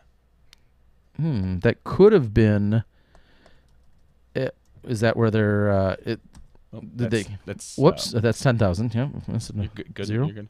Yeah, Ben. Congratulations, Ben P. We're flying through numbers. Well, I think there was a mad rush as well, because everybody, was kind of, knowing that number was going to come around the corner, and sure enough, So it's a very cool. It's a milestone number, 100,000. So congratulations to everyone who's a PDGA member. Someone, I think Marty Gregoire put it best when he's like, now I can feel like I'm old school because I have a 5-digit PDGA number. It kind of makes that, when you hit the 100,000, it really makes everything, you almost break it up into, like, I've got a 4-digit number, I've got a 5-digit number, and now I've got a 6-digit number. So it used to be, I had a number under 10,000, I had a number under 20,000, I had a number under, now it's just kind of, you almost just say, I've got a 4 versus a 5-digit versus a 6-digit now. So we're moving along. I'll say a lot of people do, through some of my videos, I learned that some people put stock into what a number means or what a number really is outside of just the physicality of the number. To me, it has always said a lot. It definitely is a place in time in which not only you registered, which is the obvious thing, but I think it dates to an era. I think you talk about different players within those time frames. And I made the comment this weekend when I was at the event, and granted there were 45 people on the Sunday version of this event. I'm 10738. I was the lowest PDGA number by, I want to say, like 8,000 digits. Yeah. Which isn't much these days. 8,000. 8,000 numbers, no, but the fact that the next lowest was 18,000, I think about, obviously, when you and I were playing way more, we were nowhere near the lowest members, and everybody else was right around us. Now to go to an event and have the lowest one, I think just it feels and seems kind of odd. It's interesting. So the other big PDGA news is, as someone put it on the board, they salamied the age bracket. So they cut them up. They chopped them up. No longer do we have 10-year age groups. We now have 5-year age groups. So starting at age 55. Yes. So you're going to see from the Masters from 40 to 50. And then you've got I guess we don't even call them grandmasters anymore. This is where it's going to get a little dicey and interesting, because now it's MPM 50, MPM 55. Do they say MPM 60? No, they broke it down in the article. It's not MPMs It's anymore. not MPM anymore? It might be MP 60s or whatever. Oh, maybe it's MP. Yeah, maybe it's yeah, MPM. however they did it. So we're seeing the division starting next year, and this is not going to take an effect at Worlds, but it'll be for Worlds the year after. The divisions are now 5 years for the more senior people in our sport. It aligns us better, apparently, with other sports. Correct. So that we are more along the lines of that, because as I think you and I had an offline conversation, there's a big difference between a 51-year-old and a 59-year-old, a 61-year-old and a 69-year-old. So breaking it up into 5-year divisions, we're going to see a lot of people sweat it out and like, oh God, you're splitting my division up now. There's going to be 2 divisions. You know, I'm not going to, we only had 7 people before. Now I'm only going to go against 4, and the 3 are going to move up. I think you said it best when it's like, the tournament director doesn't have to offer those divisions, but if they do, why not? Let's try to be more encompassing. This isn't a case of we're going to make everybody a winner. This is in case of we want to include everybody.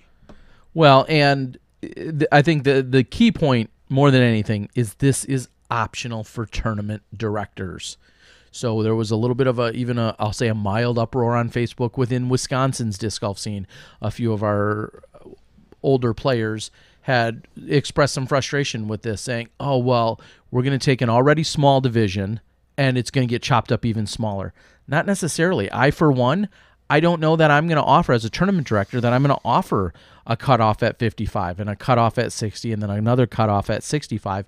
I may not offer those as a tournament director, so that's not for certain that would happen. And then I double down on it by saying as well, if you guys are all that good, you know, you guys are all connected, you're all friends, and you're all worried about competition, and everybody wants to play against everybody, then you guys should, even if those divisions are offered, I would think you would collude and say, hey guys, let's not split up into these different age protections. Let's just all play in the same division anyway. So there might be 3 guys at 50 to 55 and 3 guys that are all 58 years old. I would think the 6 of them, who probably know each other pretty well, will say, yeah, we're just going to all play together in the same, 50-plus division anyway. So I feel like there was a lot more uproar about this than there needs to be, because it may not affect you at all, even if you're within these divisions. And if you're 59,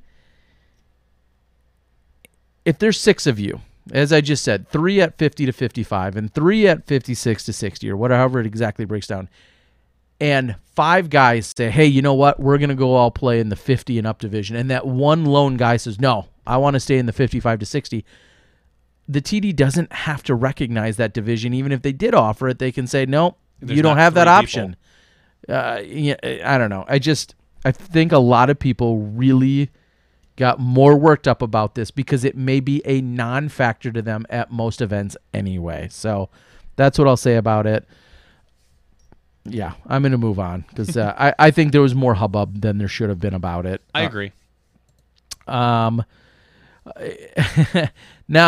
I guess I don't want to say the final point, but another consideration. You just mentioned 51 to 59, huge difference.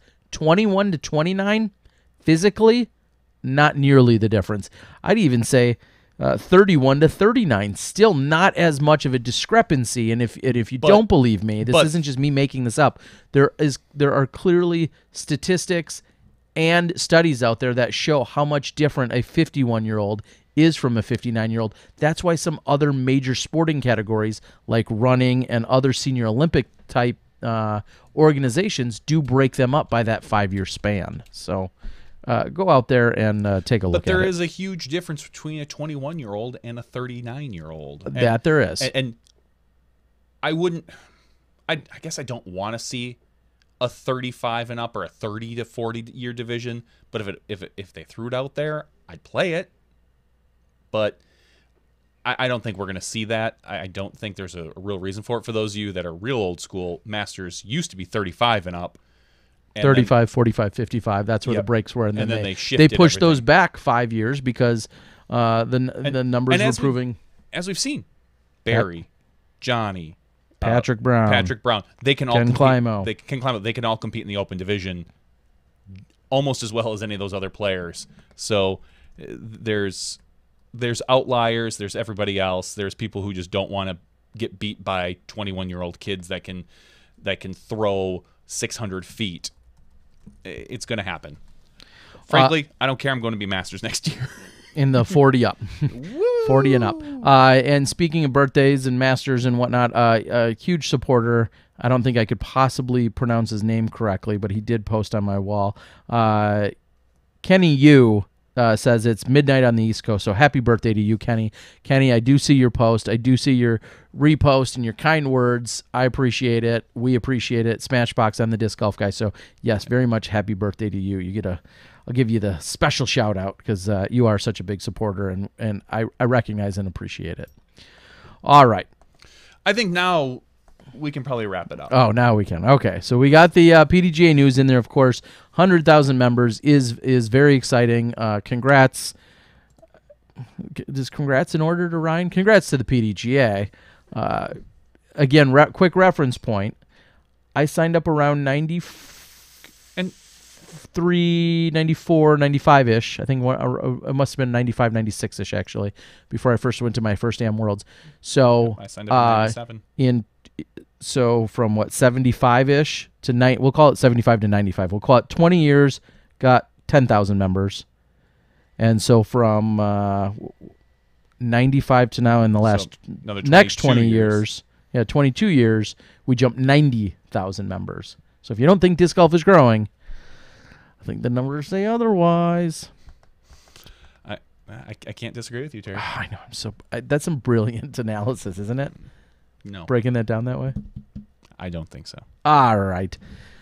JVD Pro Masters World Champion 2018, not going to happen, Jeff. I'm just going to put everything I own up against that. I'd bet again. I'd steal everything from Johnny and put all of that up for bet as well. That you will not be the Masters. I'm actually running an event called the Pro Masters Championships, and it's just going to be me. Yes. And I'm going to run it next year. So you got to get that approved by your state coordinator, which is me. No, I don't. Yes, you it's do. An unsanctioned event. Oh, okay. And then I'll be the Pro Masters champion. Definitely will be recognized as it should be. All right, guys. Well, we're going to close things out. We're going to move into the after show where we've got a giveaway. I'm going to give you a spoiler. That's not a spoiler. Here's what we're going to be giving away. This is a suspect. This is one of only 50 that were produced. There's only a few left, actually. But this is a SmashBoxxTV it's GBO special edition suspect, as I turn that correctly, with a beautiful Dimax on it. And so that will be given away along with some of the other stuff that is already coming in your inboxes and mailboxes through Patreon and other things. So we'll give that away in the after show. So for Dana Vicich, our favorite red-bearded friend who's missing out on the USDGC, he'll be watching from afar. For Ian Anderson, the godfather of Central Coast Disc Golf, CCDG, on his birthday, celebrating that. Thank you, Ian, for sharing some of your time with us, and I'll get back to editing. And for Johnny V and myself, Terry Miller, the Disc Golf Guy, that's been podcast 163. We're going to give away some stuff, have some loose fun, and then some in the after show. We'll see you then when you step inside the Smashbox. Thank you to our $2 and above patrons. Your name is listed below in the credits. If you are interested in being listed as a producer in the SmashBoxxTV credits and supporting this and other fine podcasts, please visit patreon.com/SmashBoxxTV.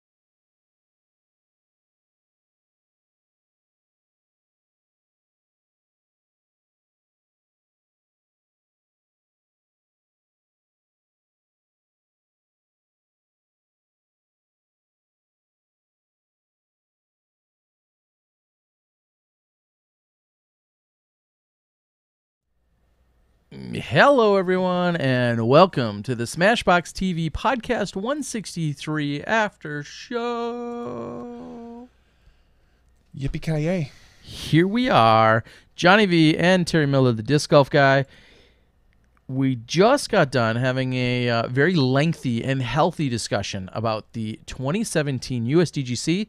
Depending on when you're listening to this, some of that may be old news to you, or in the midst of it. It'd be in the midst of it. As you're about to get ready for the final round or so? Yeah, Thursday. This should go out Thursday morning, and then the after show. Well, I'm sorry, the main show went out Thursday morning. This after show comes out Saturday morning. So hopefully you're Unless digesting you're a it. Patreon supporter, because we haven't said the word Patreon enough this episode. All right. So if you are in fact a Patreon supporter, one of the things that you get every show is you have the opportunity to win free stuff that we give away. I may be backlogged and have 3 or 4 people that I need to send out stuff to. That's going to go out in the next day or so, joined along with a Patreon disc. And if you are a Patreon supporter at the $3 or more level, you are getting a disc shipped right to your house. Yep. A disc in a box. Disc in a box. From yours truly. That's creepy. A disc in a box.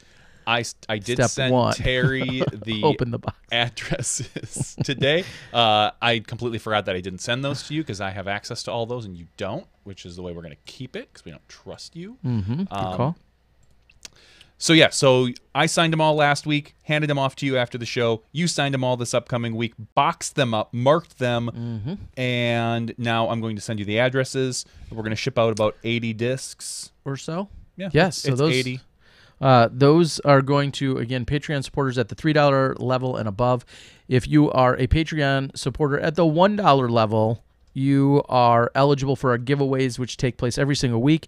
As we closed out the regular show, I let everyone know that this is a 1 of 50 total discs that were custom stamped, or Dimax, should I say, by our friends over at DD for the GBO. This is the special 2017 GBO edition. I don't even have one of those. You do not. I don't. And this is a suspect, weighing in at what looks to be 173 grams, just like me. I was just going to say, just like me. So this is what will be given away this week. And I've got like I said, a small backlog of a few other items that have been given out through the previous few weeks that will be also going out here very soon. So thank you guys for supporting us via Patreon. We mentioned in the regular show, Central Coast, of course, has a Patreon page. You should certainly support them if you consume any of their footage. Jomez has a Patreon page. The Disc Golf Guy, for when I do post-production, I also have a Patreon page. I was an OG, thanks to Johnny. I was the first ever Disc Golf Patreon ambassador or utilizer, something along those lines. I remember us talking about it. I was in a gas station in Oklahoma as you were telling me about the website. Yeah. I was walking around looking for something to eat and to drink to grab on the way to filming something, hence being there, and you were telling me about this site. That's awesome. Isn't that silly that I remember that? That is kind of silly. So life-changing. Life-changing. Care to deliberate? All right. So there's some questions. Who are here in the after show. One thing that we do is super important. Of course, we give away a free item. Yeah, the Pro Tour has a Patreon page. The Pro Tour does as well, which we don't see any of that money from, just as a clarification. The Pro Tour takes that, has their own giveaways, does their own special things with it. I know sometimes it's media-based in that sense, but there was confusion, which is why I like to clarify, not to be a jerk, but there was confusion. Some people thought, well, I support the Pro Tour Patreon, which ultimately goes, we'll say, directly to Smashbox. It does not. They then appropriate their funds accordingly. So certainly support it, but that's not a pass-through to us. Let's be on the ball. Let's give our prize away right away. All right. We a lot of times we go on and drone on and on and on, and people hang out, and that's how we keep them here. I know, but we're gonna. That's how we keep viewers. That's how we keep we viewers. Dangle Carrots. a Dimax suspect in front of them. All right, so I sorted it by last name today. Just throw it out there. You should sort it. You've never done this. You should sort it by next time by Patreon support amount. Oh, you do. I've done that before. Have you? Okay, yeah. I was gonna say. You know, I've never sorted it by though. The date in which they. The date they sign up. So I'm going to resort it. It's now sorted by the date they signed up. Somebody somebody's going to be mad. Yeah. Because you were going to draw their number, and now it's Maybe going to be no not one, their no number. one will ever know. So number 1 is Stephen Moore. So just As our most recent, or as our... he was the very first person to sign up. Wow. So, number 1. He's number 1 in my heart. Yes. All right, so let's. I'm going to draw a number between 1 and 159. Just gonna verify that is the number. Yep. Okay, good. I would hate to do 158. So 159. Number 127. So it's gonna be one of our later supporters. 127 In this case? is Chris Kajowski. So congratulations, Chris. Chris Kajowski. Kajowski. Cool One has just posted on the board saying the random computer pick thing is sort of hinky. I would challenge you to A, define hinky, because I don't know that term, and B, I would then follow up and say, what would you suggest is the single most fair and appropriate way of doing it? Should I be showing the on the screen? If you don't trust us at this point, which you shouldn't, I don't know why you would start now. Here's what I'll say. I can show the random number generator. Whoopity do. I have a problem showing. I suppose I could hide those columns. Yeah. I say showing the spreadsheet that I have because it has addresses, emails, names, and not necessarily everybody wants to maybe Have that shared. have that out there. And I could hide everything but the names.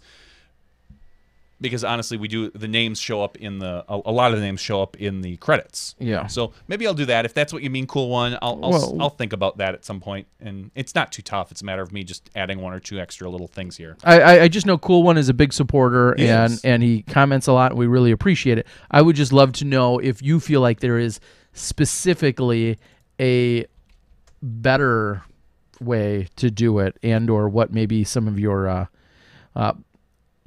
logic would be to that. Teddy says pull out of a hat. That would mean we'd have to literally cut up. Well, and then that's the next question. Are you where is the challenge coming in? Is it that random.org is not, so to speak, random enough for you? Because I'll tell you right now, we're not cutting up 151 strips of paper I'd cut with mine names up like on this it big. with names on it to draw it out. And yeah. Anyway. Here's what I'm also going to follow that up with. Speaking of giveaways, I have gone a little crazy with some giveaway ideas recently, but I'm looking for one solid final giveaway. So if you commented by a certain time on Nantucket's first round, which came out in its entirety last week, if you commented on that, there ended up being, I think, 348 unique people that made a comment on that video. You have the chance to win what I thought was an MD3, but I think Nate Perkins actually clarifies in the video it's an MD4. So there's just going to be, again, random. 348 people ultimately are in it. I'm going to randomly pick a number. I'm going to film it, but I'm going to randomly pick a number and associate a YouTube name to it. Then I released another video, which was the front 9 of the final round. And on YouTube, I went live and said, anyone that proves to me they're a subscriber. So all you had to do is go out and screenshot that you are already subscribed to the Disc Golf Guys channel. You have a chance to win something. So those people are getting something. I have to draw for that tomorrow. And now we've just released the front 9 of the final round, and I'm going to do something on YouTube for that. And now there's the back 9 and the final 9, which is the final 9 of Nantucket, and I'm going to give away a pair of Keens. The question is, is commenting on the YouTube video the most efficient way to do it? And efficient, cool, exciting, I have to set a deadline. No, the most efficient way to do it would be to have a link in your description. Now, here's the thing. Having a link in your description to like a bit.ly that sends to a Google form that someone just puts in their name and whatever, submits it, and then it's easier that way to say, oh, here's my spreadsheet of names. Sure. But if you want the interactiveness, all the comments, those are things that YouTube looks at in order to help promote your videos, and if they're getting a lot of reactions, thumbs up, thumbs down, or comments. Obviously those are all things that the YouTube algorithm probably looks at and says, oh, this is a really hot video right now. So you have to weigh that into account, whether or not you care about having that type of algorithm try to work for you. I don't know. I think those are your two options. But if you truly just want the most efficient way, it's a Google form, because then you don't have to copy and paste all the comments, hit see more comments, and figure it all out, and then delete the duplicates, because you could comment on one thing about how you don't like Big Germ's face, and then 2 minutes later you comment on how you don't like Big Germ's voice. You don't like Big Germ's voice, and then you comment a few minutes later and say, the disc golf guy's the best commentator. I went through. I grabbed all of those comments as a major copy and paste, but to go through and individually delete both the comments and then the usernames and then the duplicate usernames, it was actually a pretty involved process. So it was challenging. But I feel like sending someone out to a different form, it's not as easy. And then the question is, who are we making easy for? And really, if putting your name on a form is too tough for you, then maybe you don't want a free pair of Keens. Correct. It's super easy to post. And the thing about YouTube is, I believe you have to have like a YouTube account to post a comment. I don't think to post a link, you mean? No. Even just to post a comment under a video. Yeah. Oh, correct. You have to have some form of Gmail or YouTube account. Not everybody has that, so you're forcing people to sign up for a service maybe they don't want. Maybe that's fine for you. Maybe it's not. At least a Google form or a spreadsheet, you could say, okay, you don't have to have it. I'm just gonna put your name, your email, and why you love me or something, and then it's easier to grab the names. Like I said, that's just because it's easier for you. Far easier. Yeah. Far easier that it's in a spreadsheet. Seth out from the Disc Golf Pro Tour social media says, it takes freaking forever. I did a content analysis of over 1,000 YouTube comments once. It took me 3 days. Yeah, because there's not a good way, even through your analytics, to go through and say, oh, download. Because I looked today, I was like, we have like 19,000 subscribers. I wonder if there's a way for us to just grab. There's not. I can look at them, but there's not a good way for me to export the list of my subscribers if I wanted to create like a like, hey, here's everything. Let's send something out to my subscribers, because YouTube doesn't want you to do that. They want the subscriber to push the button and be sent the alarm or the alert. They don't want you to grab that, siphon off that information. All right, some other comments on the board, which we frequently interact with from the YouTube chat. Here is, do you need a Gmail account for a Google form? You do not. Anyone? You can set them up where it does require it, but there's also the option that you don't need it. Yeah, so you would not need to necessarily have anything new. Ryan, big time smashy. Ryan Pilcher, have a good night. He's going to bed. The whole point is Michael says, the whole point is to support Smashbox. Who cares if you win a disc? That is very kind of you to say, correct? I mean, I know everybody loves winning stuff, but hopefully hopefully you do just enjoy throwing $1 or so at us anyway. Yeah, and we're not fooling ourselves. I mean, there's a reason that we chose to have $1 as the base level to win a prize, because we know there's a lot of people that are gonna be like, well, for $30 a year or 40 or 50 or 12 or whatever you decide to limit it to, I have a chance to win a disc or two, and I also get to support Smashbox. So that we know that is a portion of the people out there that want to do that. And again, whether it's $1 or $5 or $3 or $2 or whatever it is, I mean, all the support is wonderful. I mean, we're going to be able to purchase some new equipment this fall with some of this Patreon money. It's going to be we're always looking forward to that, and it's great. Cool One says YouTube should have a random selector for their new Patreon style feature. Sure, they should. Yeah, I don't know if you ever answered me. If you did, I missed what you thought was hinky. I think I missed it if you did answer that. Rick is out there asking if Jacksonville. Johnny won't be in Jacksonville. I will not be in Jacksonville. I'm going to sit tight here. There's no I don't know enough about Jacksonville to make it a point. Although I do know that my company is looking at a purchase, or possibly 3 or 4 in the Florida area. So I could be down there visiting. Joel Campos asks, any Patreon support disc available? There are. The specific one that we've signed that says Patreon supporter, it cannot be purchased outright. It is only available if you are a Patreon supporter. There's other discs if you want to reach out to me. Some other things that we have in terms of support. yeah, you could reach out to me directly. But if you want a Patreon supporter disc, yes, you have to become a Patreon supporter. That's to get that specific disc, of which only 100 were made thus far. If we have to make more, we'd love to, but it's going to be specific to this season of 2017. So it's out there and available. Super chat, $20 for a disc. We could talk about that. Thanks for signing up, Joel. He says you could get a bingo roller and balls 1 through 200 for under $50 and pick up live on the show. We could. The question is, how do you still put the people in? So you have let's say you have the bingo roller, and let's say it's a 1 to 151 or whatever you said tonight. 59, yeah. 159. Okay. So each week we maybe just have to add an extra ball or two in. That's no problem. But then how do those numbers correlate back to our list? I think that would be still just as random. Sometimes I'll sort the list by first name, last name, dollar amount, and tonight it was by when you signed up for Patreon. Those are really the four that I think everybody kind of has a general. I can sort it by email address, but that's a lot of times very close to sorting it by first name. Ultimately, it's a random number. It changes every time I hit it. That's why it's random, and that's the way the list is. And I hope, and we've been very fortunate that we haven't duplicated anything yet. Or maybe one.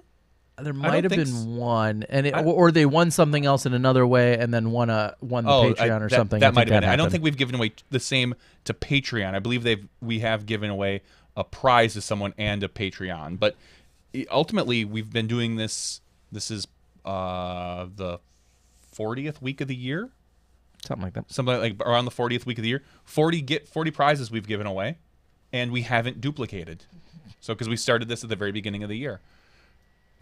All right. Rick asked, Terry, are you covering the Next Generation Finals? That's a great question, Rick. We are in contact with the Next Gen Tour. Of course, we've been talking about them and referencing them when big stuff's going on within the Next Gen inaugural year, I'll say this year. Actually, no, I'm sorry, it's not. Last year was. This is the second year, but they're giving away a car this year.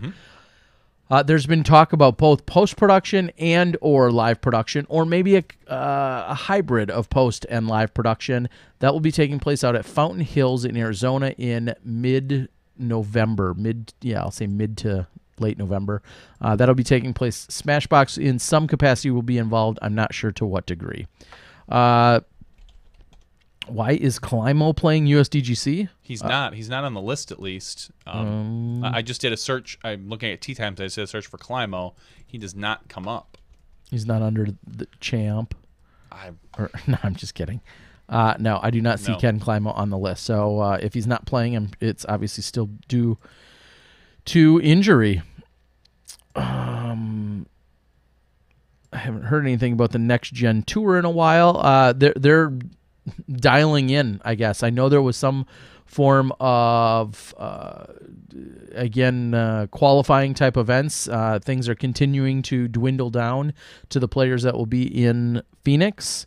And I honestly don't know the details off the top of my head either. I know I should get out there and look at some point. If you go to nextgendiscgolf.com, I'm sure you could get all up to speed out there. And they have their listed congratulations to the qualifier winners. They've got the regional championship, the regional qualifier. Michael Henson is shown on the Regional 9 West Coast regional champion with a massive trophy, which is awesome. Clinton Rinn, the Region 5 Plains regional champion. Andrew Cornwell, the Region 4 Midwest regional champion. Matt Maudlin is shows Regional 6 champion, unless I'm reading these all correctly. God, these trophies are amazing. Zach Longiel is the Region 1 champion, and we saw Zach at the Vibram Open this year. Zach Haynes is the Regional 3 Southern Regional champion. So, pretty awesome. And it looks like there's some video coverage of some of the finals. Yeah, the Next Gen Southern Regional Final, the Next Gen Tour Region 6 Finals. Maybe somewhere on there are there awesome commercials. That could be all out there. So, yeah, nextgendiscgolf.com if you want to look for more info on there. Just like we do with Super Chat, Joel Campos, Edwin Silvera, thank you. 2 new patrons. I just got the email a minute ago, so appreciate it. Appreciate the support. You know, in Twitch, when someone subs to you, usually they've got this thing that pops up on their screen, and they do some crazy. A lot of times they'll do like some crazy dance. So I think I'm gonna make you start dancing. Sounds great. For just a $25 super chat, I start dancing. Rick, have a good night. For those that don't know, Rick has been huge in post-production editing and second camera help with Nantucket. A lot of you have been following along. The Nantucket footage has been out there, round 1 in its entirety, the front 9 of the final round, and now the back 9 is also out. A few thousand people, I think, have watched it in the last few hours. That's out there, and then shortly after that, we're going to also, the Raz round will likely release either tomorrow or on Thursday, before you see any other additional USDGC footage released. We just want to get it all out there so everybody can see all that sweet action. So thank you very much, Rick. I appreciate all the extra help and work you've done. Someone on the board asked if you could Frankenstein together a golfer, what parts would you pick from different players? I would say Ricky's putt,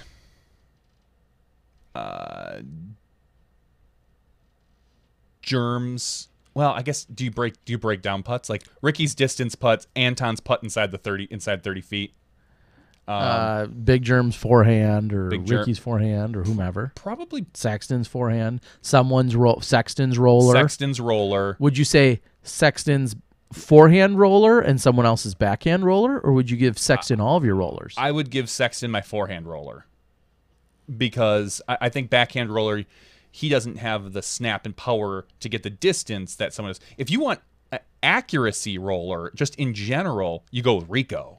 Rico's a great roller. Simon's distance, or Simon or Eagle. I think that's a flip a coin there, but probably Simon. Who's demeanor? That's like demeanor or mental game.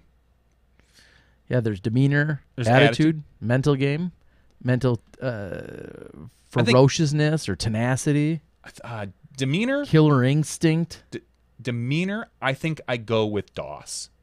I was going to say, if you're going for killer instinct and just tenacity and you've got to go with Val Jenkins. She'll intimidate the hell out of you now. Now, Val, who's incredibly laid back. Yeah, maybe. Oh, yeah, that's actually, I wasn't even thinking FPO. Demeanor. You're such a sexist son of a... Val. I think Val's demeanor on the course is one of my favorites. I think you don't know if she's shooting 10 over or 20 under. Yeah, I think you're right. Demeanor on the course would be Val. Yeah, who's got like a killer instinct though? Would that be Paul? I think McBeast mode. Is that both physical and mental? I mean, it is for him clearly, but I think if you just want to go just killer instinct, put your foot on someone's throat and close it out, I think it's Paul. I think you still kind of got to go with Paul. I think I could go with Doss's mid-range game, or no, I'd go Kale's mid-range game. I don't think there's a person that can throw a mid-range as accurately and straight. It seems like then Kale. There are bits and pieces to pick for almost any player. And if we're I was gonna say, and if we're gonna get really specific, that's all. Speaking of righties, what if you could, go ambidextrous? What left-handed player would you put on? And with what skill sets? Because there's a lefty backhand and a lefty forehand. Well, I'm trying to think. A lefty. I think you kind of got to go Devin. I think a lefty backhand, I go with Devin. Okay. I don't know for lefty forehand. Maybe Melton? I was going to say Melton is lefty forehand is amazing. Lefty backhand, certainly making a charge at that spot or that position on the body. Yeah, you have to put Austin Turner in that conversation now. He would be.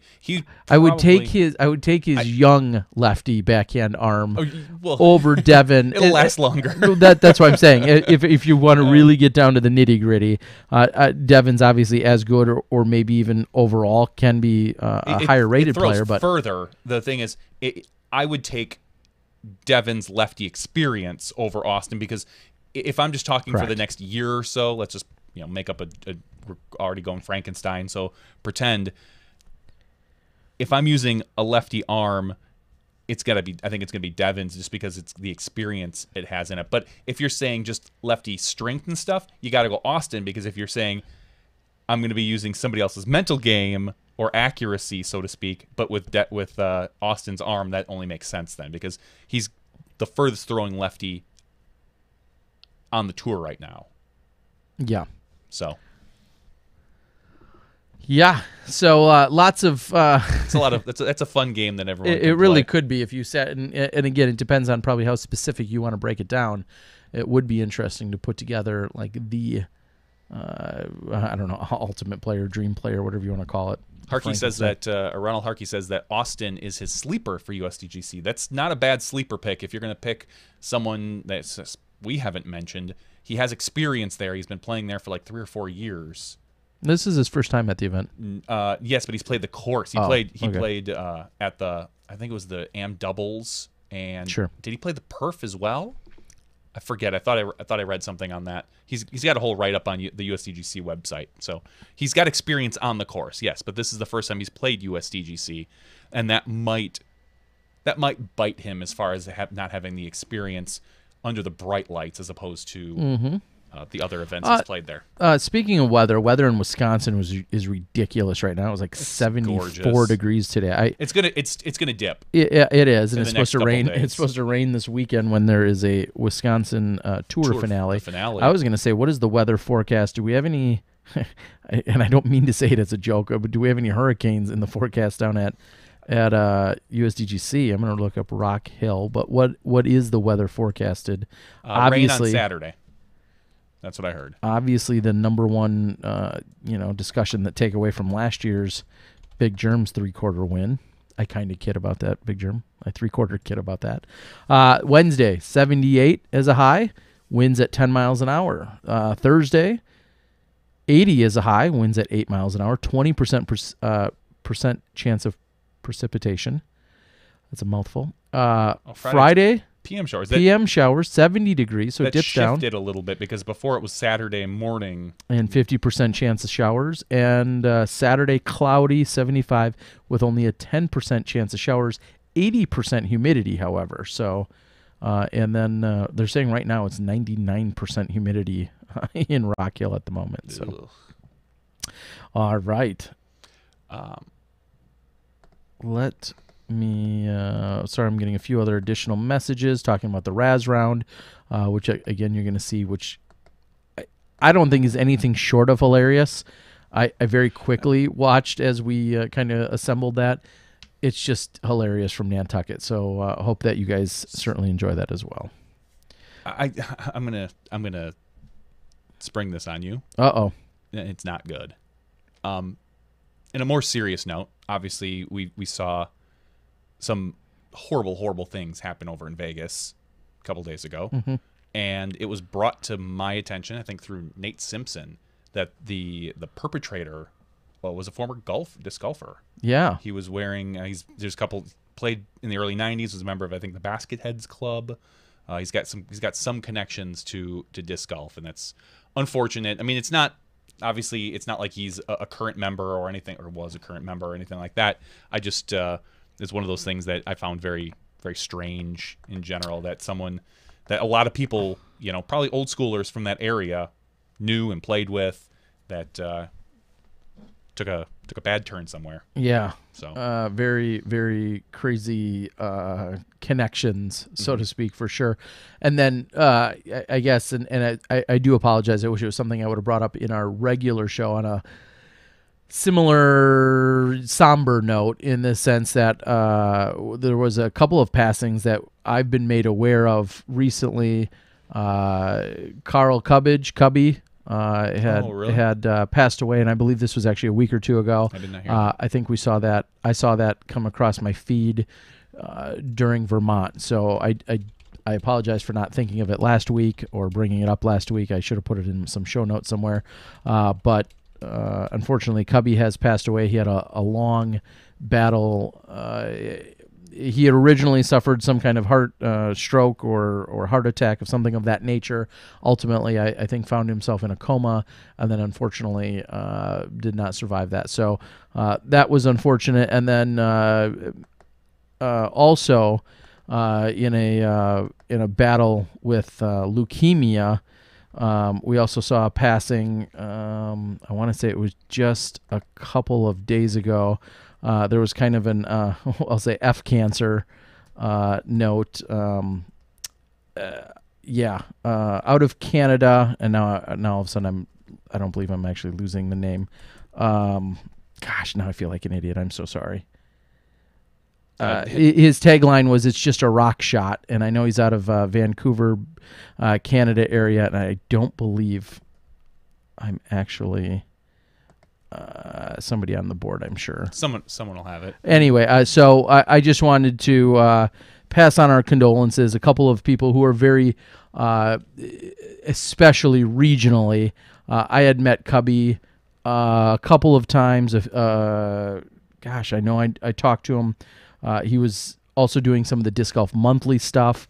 He was very active in doing some of the commentary for that. And then I saw him specifically, I think back to the 2012 Charlotte Worlds, is where a lot of people had run into Cubby, and he was famous for getting aces at a very short course, filming them all, writing his his writing what the ace was, and then storing that disc away.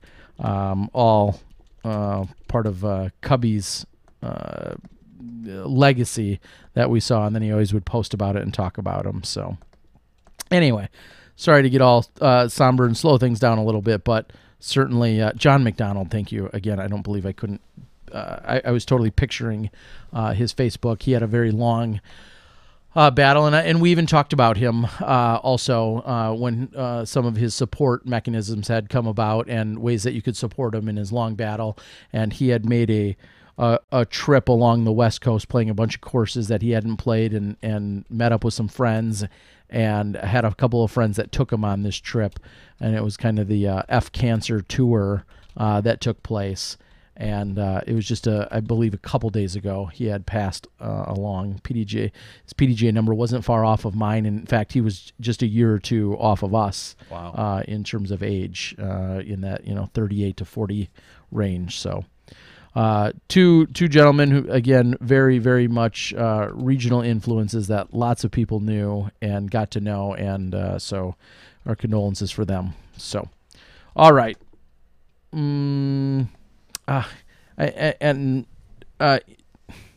So of course there was the time and date stamp so much of this. Of course, we had that horrible tragedy that took place in Vegas, and then following it up within yesterday's news, there was also a question as to whether or not Tom Petty, I think there was, in fact passed, because it was very much, and he has officially passed. He passed this. I believe it was this morning. Okay. Yesterday, the word was they found him unconscious. They took him back to the hospital, then they took him off of life support, and but he was still hanging out. I think when someone said they took him off life support, I think the assumption was that he had passed, when actually he was still clinging to life, and that ended this morning. I believe it was this morning. So there's discussion on the board, and I was saying I've never been a huge Tom Petty fan. I saw him in concert once. I always thought you were. No, not really. No, I saw him in concert. He played with. I saw him when Pearl Jam opened for him at Summerfest, and I saw him then. I was never a big fan. I don't dislike any of the stuff. I mean, his greatest hits album, there's so many awesome songs on there. Sure. And almost the lyrics to almost every one of them. It just didn't. I was saying on the board, it didn't hit me like Chris Cornell hit me. Sure. Just because of, I grew up, that first iconic sound for us almost when we hit our age was the Seattle grunge scene. Correct. Yeah. So, for me, Chris Cornell was the voice, and then Lane Staley and Eddie Vedder and Kurt Cobain. And Anthony Kiedis, yeah. Well, not so much. I guess that was a different style. Yeah, but Kiedis was a different style, but hit mainstream popularity at that exact same time. Yeah. If you think about it, Petty, when I was born, Petty was 25. Sure. That's a generation before me. Not that we can't enjoy that, and he does have great songs, but the difference is the age for us when you hit that. So that's my takeaway that we were talking about on the board. So. Yeah, and Coolin had asked if I also didn't care for it. Said, Terry, did you dislike Petty too?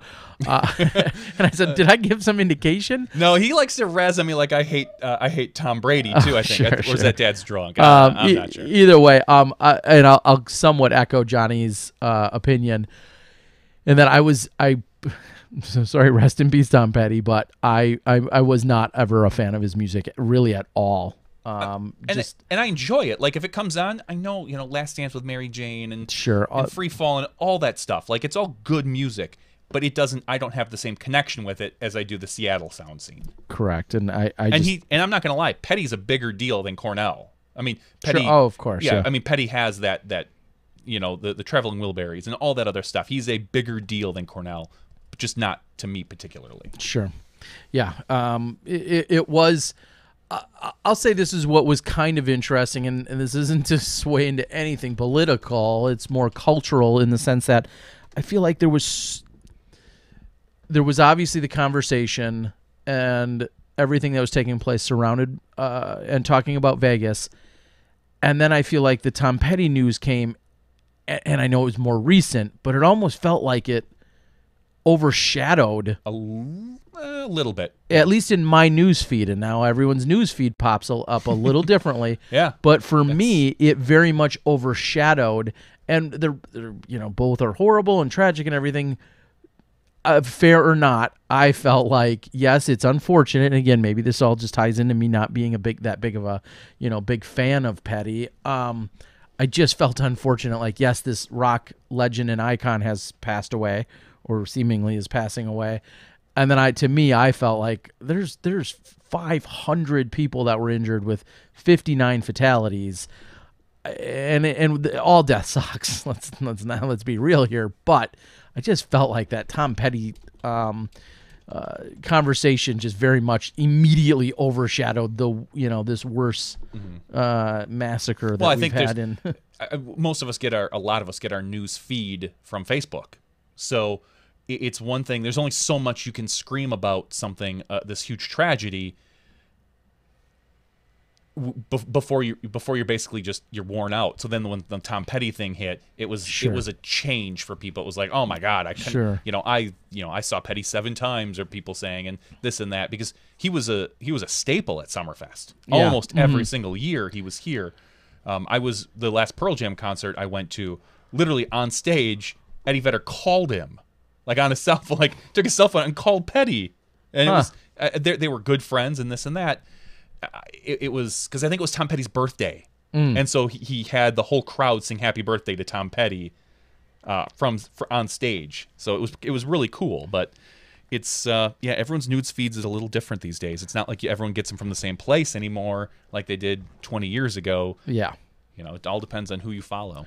Well, who's worth following is my National League Central Division champions, the Chicago Cubs. Yeah.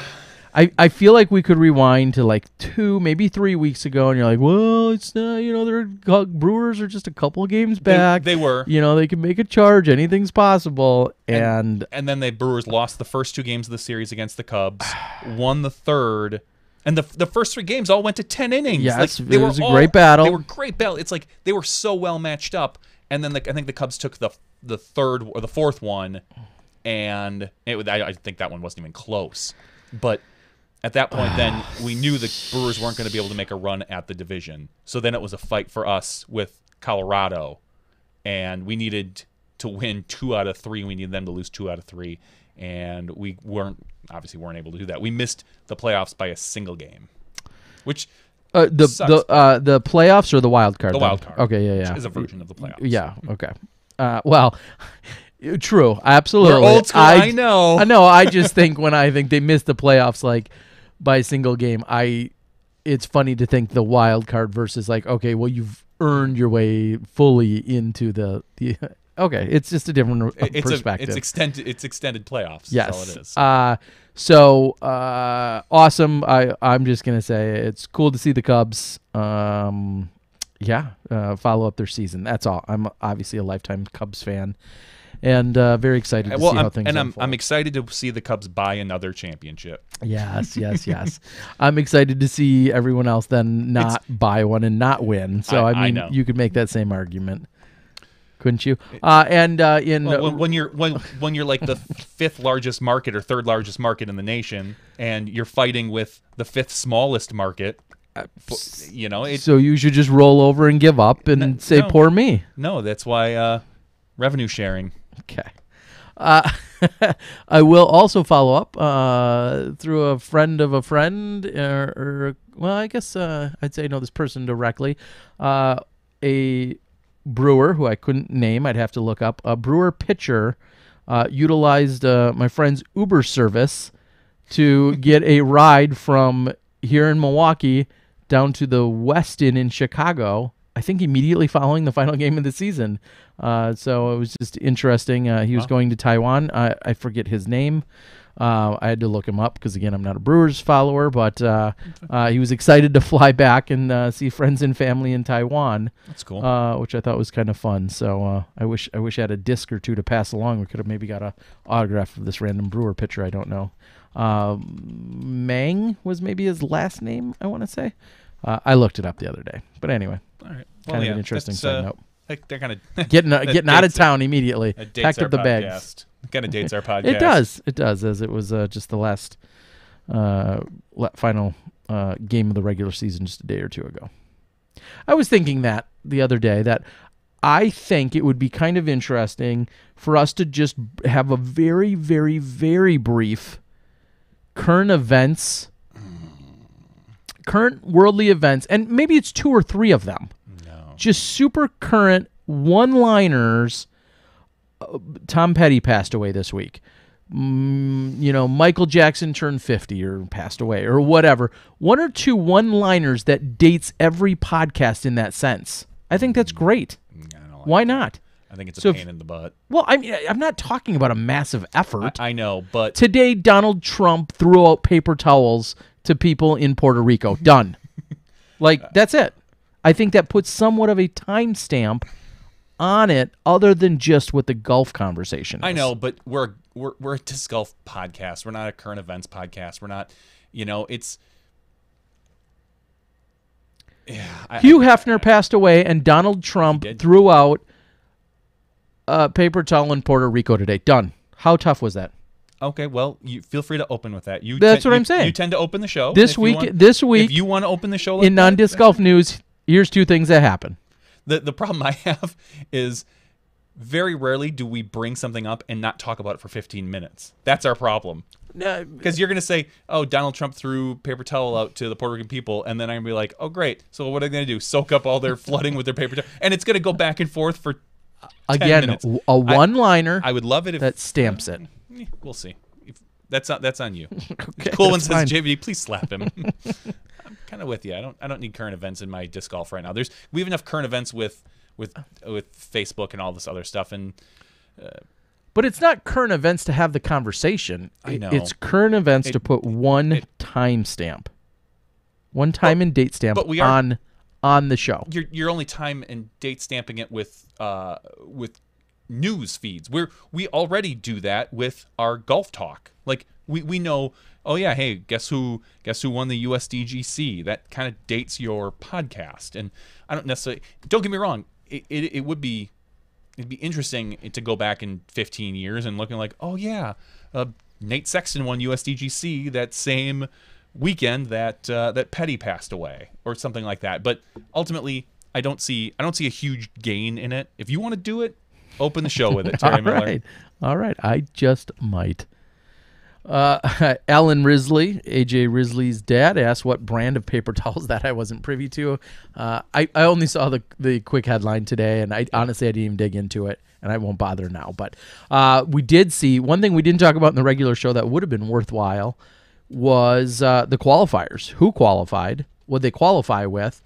I know that we saw Max Nichols was one of the individuals that qualified. Off of memory, Eric Oakley was another individual that qualified, and then was Grady Shue one of the qualifiers? I would buy that for $1. That sounds plausible and reasonable. I'm going to go out to USDGC, .com and click on competitors and then qualifying information. It's not there. Unfortunately, is it only on YouTube? The other thing that I feel like they missed out on... Tyler Grady. It wasn't Grady Shue. It was Tyler Grady. The other thing I feel like that was missed out on, and we talked about this in the regular show about kind of all the stuff that goes on before the event where there's some more opportunities for media. Same distance competition. Alex Geisinger won it. Sure, he did. But do you know any other story outside of that? No. And maybe they have... Maybe someone was there recording. Hopefully Jomez was there and they'll get something out. Or whomever else, CCG. Okay, so I'll read it for you because I did happen to just click on it. Alex Geisinger is now a 2-time U.S. distance champ after he flew past the rest of the long bombers during the competition on Tuesday. He had a winning throw of 681 feet. Coming in second was Kevin Jones at 609, who is Seth Finley's dark horse pick, Kevin Jones. Followed by another 2-time distance champ, Simon Lizotte at 606, and Drew Gibson at 603. Geisinger of Minnesota came in a third place last year when Nico took home the title. When Geisinger won the first competition in 2015, he crushed 739. So he has now won the competition 2 out of 3 years. 2 out of 3 years, throwing 681 and 739. Wow. And that's flat ground. No, I'll say almost perfectly flat ground, and then no real sea level elevation to speak of whatsoever either there. Oh, here? For the US? Yeah, I'm just saying, like, there's nothing crazy, like, was he at 10,000 feet or nothing crazy that. This isn't the distance competition, the big, what do they call it, the big masher? Or Big D in the desert. No. Oh. I'm talking USDGC where they throw from the top over the pond. Correct. That used to be a qualifier to then, this used to be a qualifier to get in. Like a qualifier to, be part of that, and then it's gone through a lot of different iterations changes throughout the years. So, all right. Anything else on the board? Kevin Max Nichols, Steven Schroeder, Dylan Horst, Tyler Grady, and Eric Oakley. You go. Those were your official qualifiers. All right. Andrew Clayson says that never gets any coverage. They should do it Olympics style. What I had said is I don't think they necessarily need live scoring for these things because, as we've seen, people can get halfway through a run and quit and then just go sign up again. Mm-hmm. What I just want to see is at, we'll just say, 12 o'clock Central Time. So 1 o'clock their time. Say, hey, here are, or as the scores come in, whatever the first card that comes in, they say, here are the 5 competitors. Even if it's the first 4 cards, even if it's the first 4 or 4 players that come in, these are your 4 qualifiers. And as people come in, update on Facebook. Oh, so-and-so got knocked out. So-and-so is in. Next one, it could be 10 minutes later. It could be an hour and a half later. Boom, so-and-so was knocked out. So-and-so is in. And these are the 5 that are in. Because to wait, they waited until the final card teed off before they posted anything.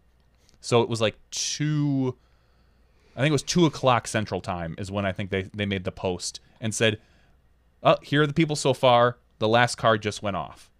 Like, okay, well, the last card went off. That means in theory there could be 6 or 7 more cards out there or more, depending on how many people are trying to qualify, that could still knock it out. Like, that does me so little. I think it's an opportunity that they're missing to keep us more up to date and keep us more engaged in the USDGC.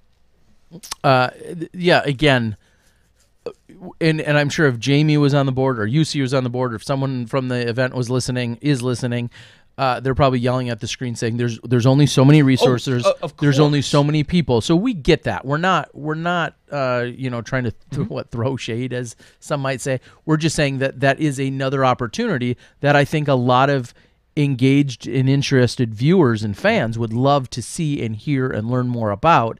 And I know there's a lot of things going on at the event, but Monday is a very dramatic day for a lot of reasons. And then, like I said, Tuesday qualifier, there's some opportunities there. And I personally, as a guy who's usually there taking those in firsthand, I miss seeing and hearing and reading more in depth, about those things. That's all. All right. Matt Dollar did not get there to qualify. I saw him make a post say that he was kind of on the fence about going, and it seemed as if he was going to go to possibly try and qualify, but then I think his car broke down, and I think he took that as a little bit of a sign or something, and then ultimately I don't believe that he even attempted at all to try and qualify. The dude asks, how well do you think Brandon Oleski will do? I'm going to be honest and say I don't know much about Brandon's game. I feel like I've met him somewhere at an event. Maybe I feel like I've even covered him. I apologize. I'm going to say top 50. Okay. How many competitors are there? I don't know how much of a funny that was trying to be, but are there 52? Are there 70? Are there? Johnny V's going to count the tee times. Multiply that by 4 and add 3. Oh, Amnat's winner. You interviewed 25. What's 25 times 4? That's 100. 103. So 103 minus the 2 that we know that aren't going to be there. At least. So 102 competitors. Oh, I apologize. Yes, Amnat's winner, Brandon. Again, I haven't seen Brandon's game. We know that he obviously performed well at Amnat's. So there's about 100 competitors, 101. I couldn't. I have no idea exactly. He won AmNats. My guess is that he's going to compete. If this is his first time there, maybe I was a little gracious giving him top 50 because that's a tough course, and you have to know where to land. It takes some experience. Now, I would guess that maybe he has a rough first round and he gets better as you go, but who knows? I don't know enough about his game it's such specifically. a stacked field, there are people that you know he's going to beat. There's your Dave Dunapaces, there's your Pete Mays, there's the guys that are out there that are there on sponsor exemption. They're there to play and have fun and compete in the event, but they don't have a chance of winning. Brandon probably doesn't have a chance of winning, but he could play well. I don't believe you treat our previous guest that way. Well, everybody has a chance to win. But if you want to be technical, the odds of winning are very slow. Slight. So, again, you look at some of these players that, could finish decent, but, Alan Risley, AJ's dad, says there's a super cool hat in the players pack. Has the names of all former champs printed on the inside. That definitely sounds something interesting. The dude said, played triples with him on my home course. We shot -17 on 20 holes. If Dave Dunapace is playing, Terry should have tried. Dave, what are you trying to say? Dave gets in because... I'm not even going to guess what the exemption was, because there used to be previous winners. There's sponsor exemptions. There is Disc Golf World Tour wild cards. Mm-hmm. It probably very well could have been one of those. Let's just put it this way. If there were none of those, Dave Dunapace would find a way to play that. He is such an integral part of Innova that they would find, and I think he's probably played every one. No. No? Nope. He has not. The only player I think still to have played every single one, Barry Schultz. Barry. Yeah, that'd be my guess. Would be Barry. Yeah. He's the only one? Yeah, I believe he's the only one now that has played every single one. Dave Dunapace has not. So I wonder how many Dave's played. Yeah, that I'm not certain. Either way, he's in because he's Dave. Yeah, Alan Ridley nailed it. He's in because he's Dave. Yeah, regardless of the exemption he had to use to get in, he's in because he's Dave. Cool one asks, how come Philo is always the bridesmaid and never the bride? I love the guy, but and then Dad's Drunk says Philo hasn't even been in the bridal party this year. Philo had a decent. Did he have a decent start to this year? I forget. No, I think you're thinking of last year. Yeah, it was probably last year where he came out. He's just been quieter this year. It's a competitive, very, very competitive sport with very few people on the top all the time. and those names are Paul and Ricky usually right now. Tyler Grady from Maine. Yep, super great guy from the East Coast. Barry for the win. Has Climo played in everyone before this year? No, I believe it was last year. He also may or may not have been there. Yeah. And he's withdrawn from 1 or 2. So, yeah. Edward Zijak asks, no traditional live stream. I'm late to the party, but seriously, correct. There is no SmashBoxxTV live stream. I asked Jamie Thomas, who was in the chat room much earlier during the regular show, and he had said, I asked him outright and said, will we expect to see Avery live Facebooking? And I think he said like most likely or probably or something along those lines. I'm sure. So what are your plans for Saturday? I'm actually up in the air, and I guess that's something we could talk about. We know that I don't need you. I'm just curious. No, of course you don't, but you do. The Wisconsin tour is wrapping up here in Wisconsin, which is not something I'll be competing in, although I guess I'm eligible to do as such as a tournament director. So I may visit that site possibly on Saturday for a little while, Saturday afternoon, as our USDGC unfolds. I don't know that I have an official plan just yet. What are you thinking? What I'm thinking is hopefully Saturday. I'm going to run a competing podcast. You should. I'll go on the Smashbox one. You can go on your Disc Golf Guy one. We'll see who gets more viewers. That's a good idea. And then we can be guests on each other's show. Yes. All right. Put it down there, Team Tear Bear. Who's on board? Let's put it this way, guys. I know how to run the stuff. So when I'm bringing in clips from Instagram and YouTube, yeah, your fancy shit, and Terry can't figure out how to switch his show, you're just looking at me or like the back of my head, or my phone's ringing while I'm on my show, and Terry's like, "Can you dial into my system and help me?" Yeah, can you get this to run on mine? I've got a clip. So that's kind of what I'd like to do. Possibly is go live about when maybe the second or the lead card goes off, because that's when we're going to see a majority of our live streaming, of our Instagram posts, of whoever might be following other cards on Facebook Live. Because last year we saw Will Schustrick do a ton of Facebook Live. I know he's not there this year. Yeah, it was his wife covering his card. Correct, but we might see some of that, and we can crowdsource the people on the board if they know of ones that maybe we're not seeing. I've got no problem rebroadcasting those and streaming those. If they're on Facebook Live, bringing them on and talking about them. We can show all the Instagrams. We can bring in Twitter feeds. Talk about it. Maybe bring on Dana. Maybe have some call-in suggestions, because that round is probably going to be about 4 to 4.5 hours. Yeah, Especially if the weather is inclement or rainy. And just kind of have like a live talk show, an analysis show. Yeah. Last year we kind of referred to it as a viewing party. A viewing party is a great way to put it. And we it. really, the concept to it would be, and we reached out to Jamie Thomas and the crew last year, and they embraced it and encouraged it. Really the concept is, let's all have a central point to kind of to consume it together. So there'd be a little kind of like a virtual Super Bowl party, if you will. It's a place where we can all get together and we can discuss things, what's going on. We're going to all watch it unfold in some capacity anyway. Yeah. So this is just creating a little bit of a community atmosphere in which we can all do it together. There'll be trash talking and side bets and conversations and people telling us that they shot -4 on the course this morning and it was their personal best at their home course, and they're just glad to be here for the USDGC. So all those types of side conversations. We should go live with just like a fun round from you and me at Valley View, and just be like, USDGC Valley View edition, pre-Valley View round. No, that's not going to happen. Look for that in some iteration. It may be Johnny solo, maybe Johnny and I, or whatever. But last year we very much had that plan, and then of course we woke up in the morning and we were talking about it right away. Yeah, things were pushed back. Germ brought the rain. Yeah, so he could win. So it's all out there. We'll see.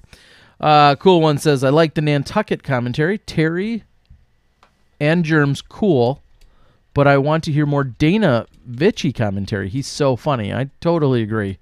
Edward asks, how did this happen that there's no live coverage from the biggest event? We're not going to totally beat that dead horse, but we said earlier in the show, Jamie Thomas was also in the board. it's just the USDGC, and as posted by Harold Duvall, one of the owners of Innova, has just stated that live is just not in their plans, and it's not something that they are until they're comfortable. Basically, it sounds like until they're comfortable making sure that they can get some sort of return, whether it's advertising or eyeballs or what, that it's not in their plans. It seems like. Yep. So. Johnny V, what are your thoughts on Blade Runner? This is one of my geek cred things that I'm failing on. I've never seen the original Blade Runner, so I'm probably going to watch it at some point, maybe Friday night or maybe Saturday, and then I want to go see Blade Runner 2049 this weekend. All right. Well, you're right on. You and Dad's Drunk should get together for a date. He says going to rewatch the original tomorrow night at a theater, and then the new one Thursday. That's cool. So there's that'd be that. Fun. You want a good suggestion for a fun TV show to watch? My wife and I just burned through the 13 episodes that's on Netflix. The Good Place. It's an NBC show. Yeah, I'm a huge fan. Have you seen them all? Yeah, I watched them. Mm-hmm. They're really good. They're funny. It's very humorous, basically. And we won't spoil anything, but one of my personal favorite females in the world, Kristen Bell, she dies and goes to the good place, but she's not a good person. And there's a big story about how she got there and why somehow they made a mistake and this and that. And it's a very funny show. We just started watching. We watched yesterday season 2, the first episode, and we need to get in. I think they've got 3 so far this season, 2 or 3. Mm-hmm. So we're keeping up on that. It's very funny. They're pretty quick, and they're just lots of little laughs in it. I'm not so much. Usually, I don't watch a lot of traditional sitcoms, but that is a pretty good one. And Ted Danson's great in it. He really is, and and I haven't done any research. I would guess that.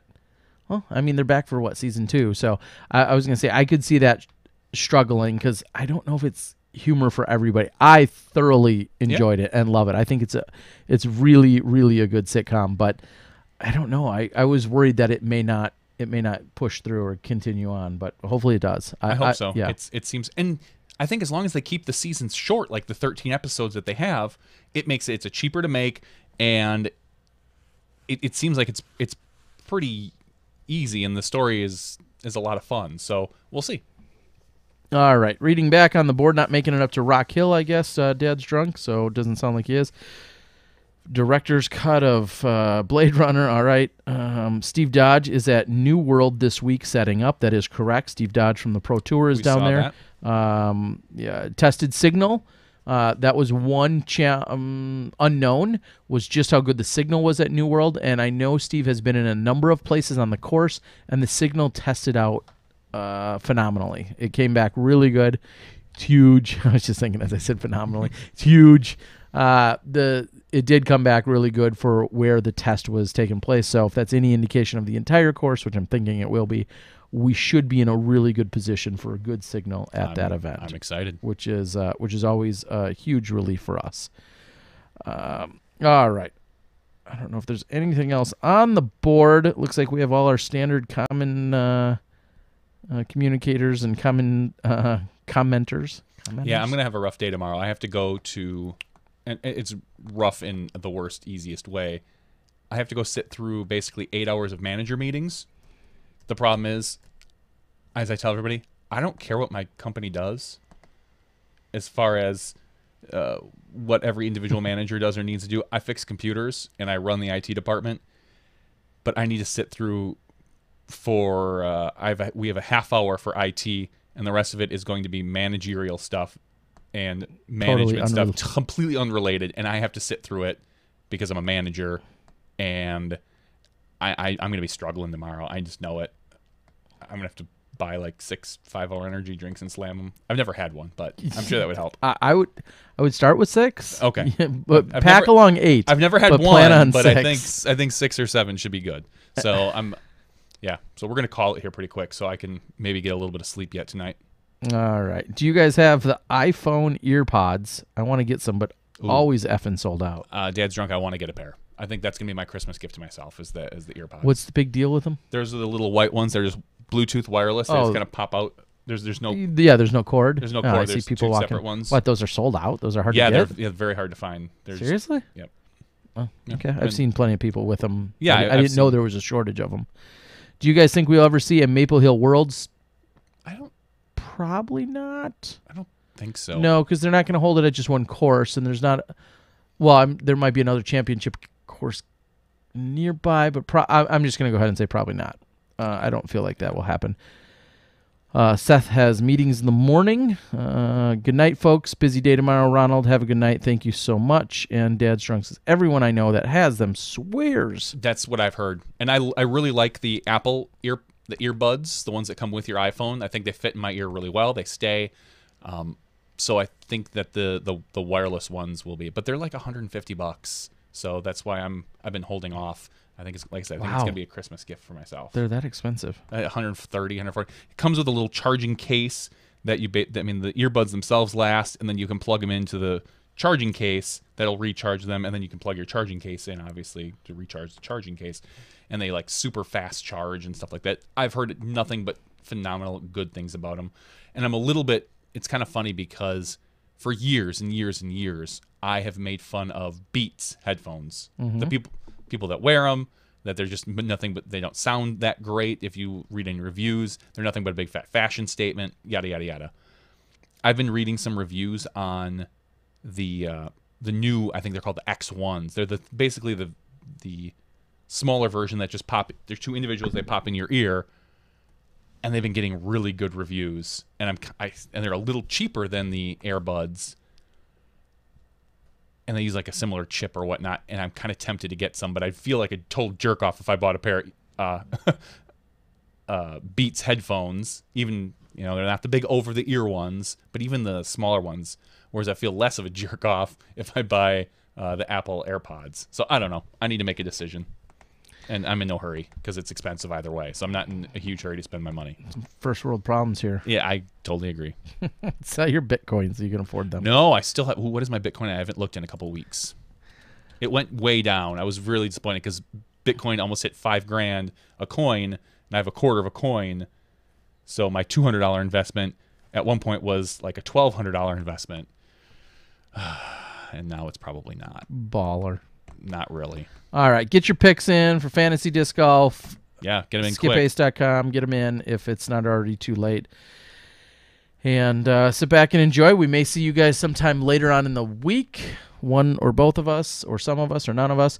If you are a film editor or video editor and or cameraman, and you're within a few hours of Augusta, and you want to possibly help out with some stuff I've got going on for the Hall of Fame Classic, please reach out to me ASAP. And maybe there's something we could do to have you team up a little bit for some Disc Golf Guy action for the Hall of Fame Classic that takes place just the week after the USDGC. So, for Johnny V and myself, this has been Podcast 163's After Show with lots of random conversation, but most importantly, a timestamp of current events to keep you updated so you know when this happened. We'll see you guys later on in the week for the USDGC. We'll see you then when you step inside the Smashbox.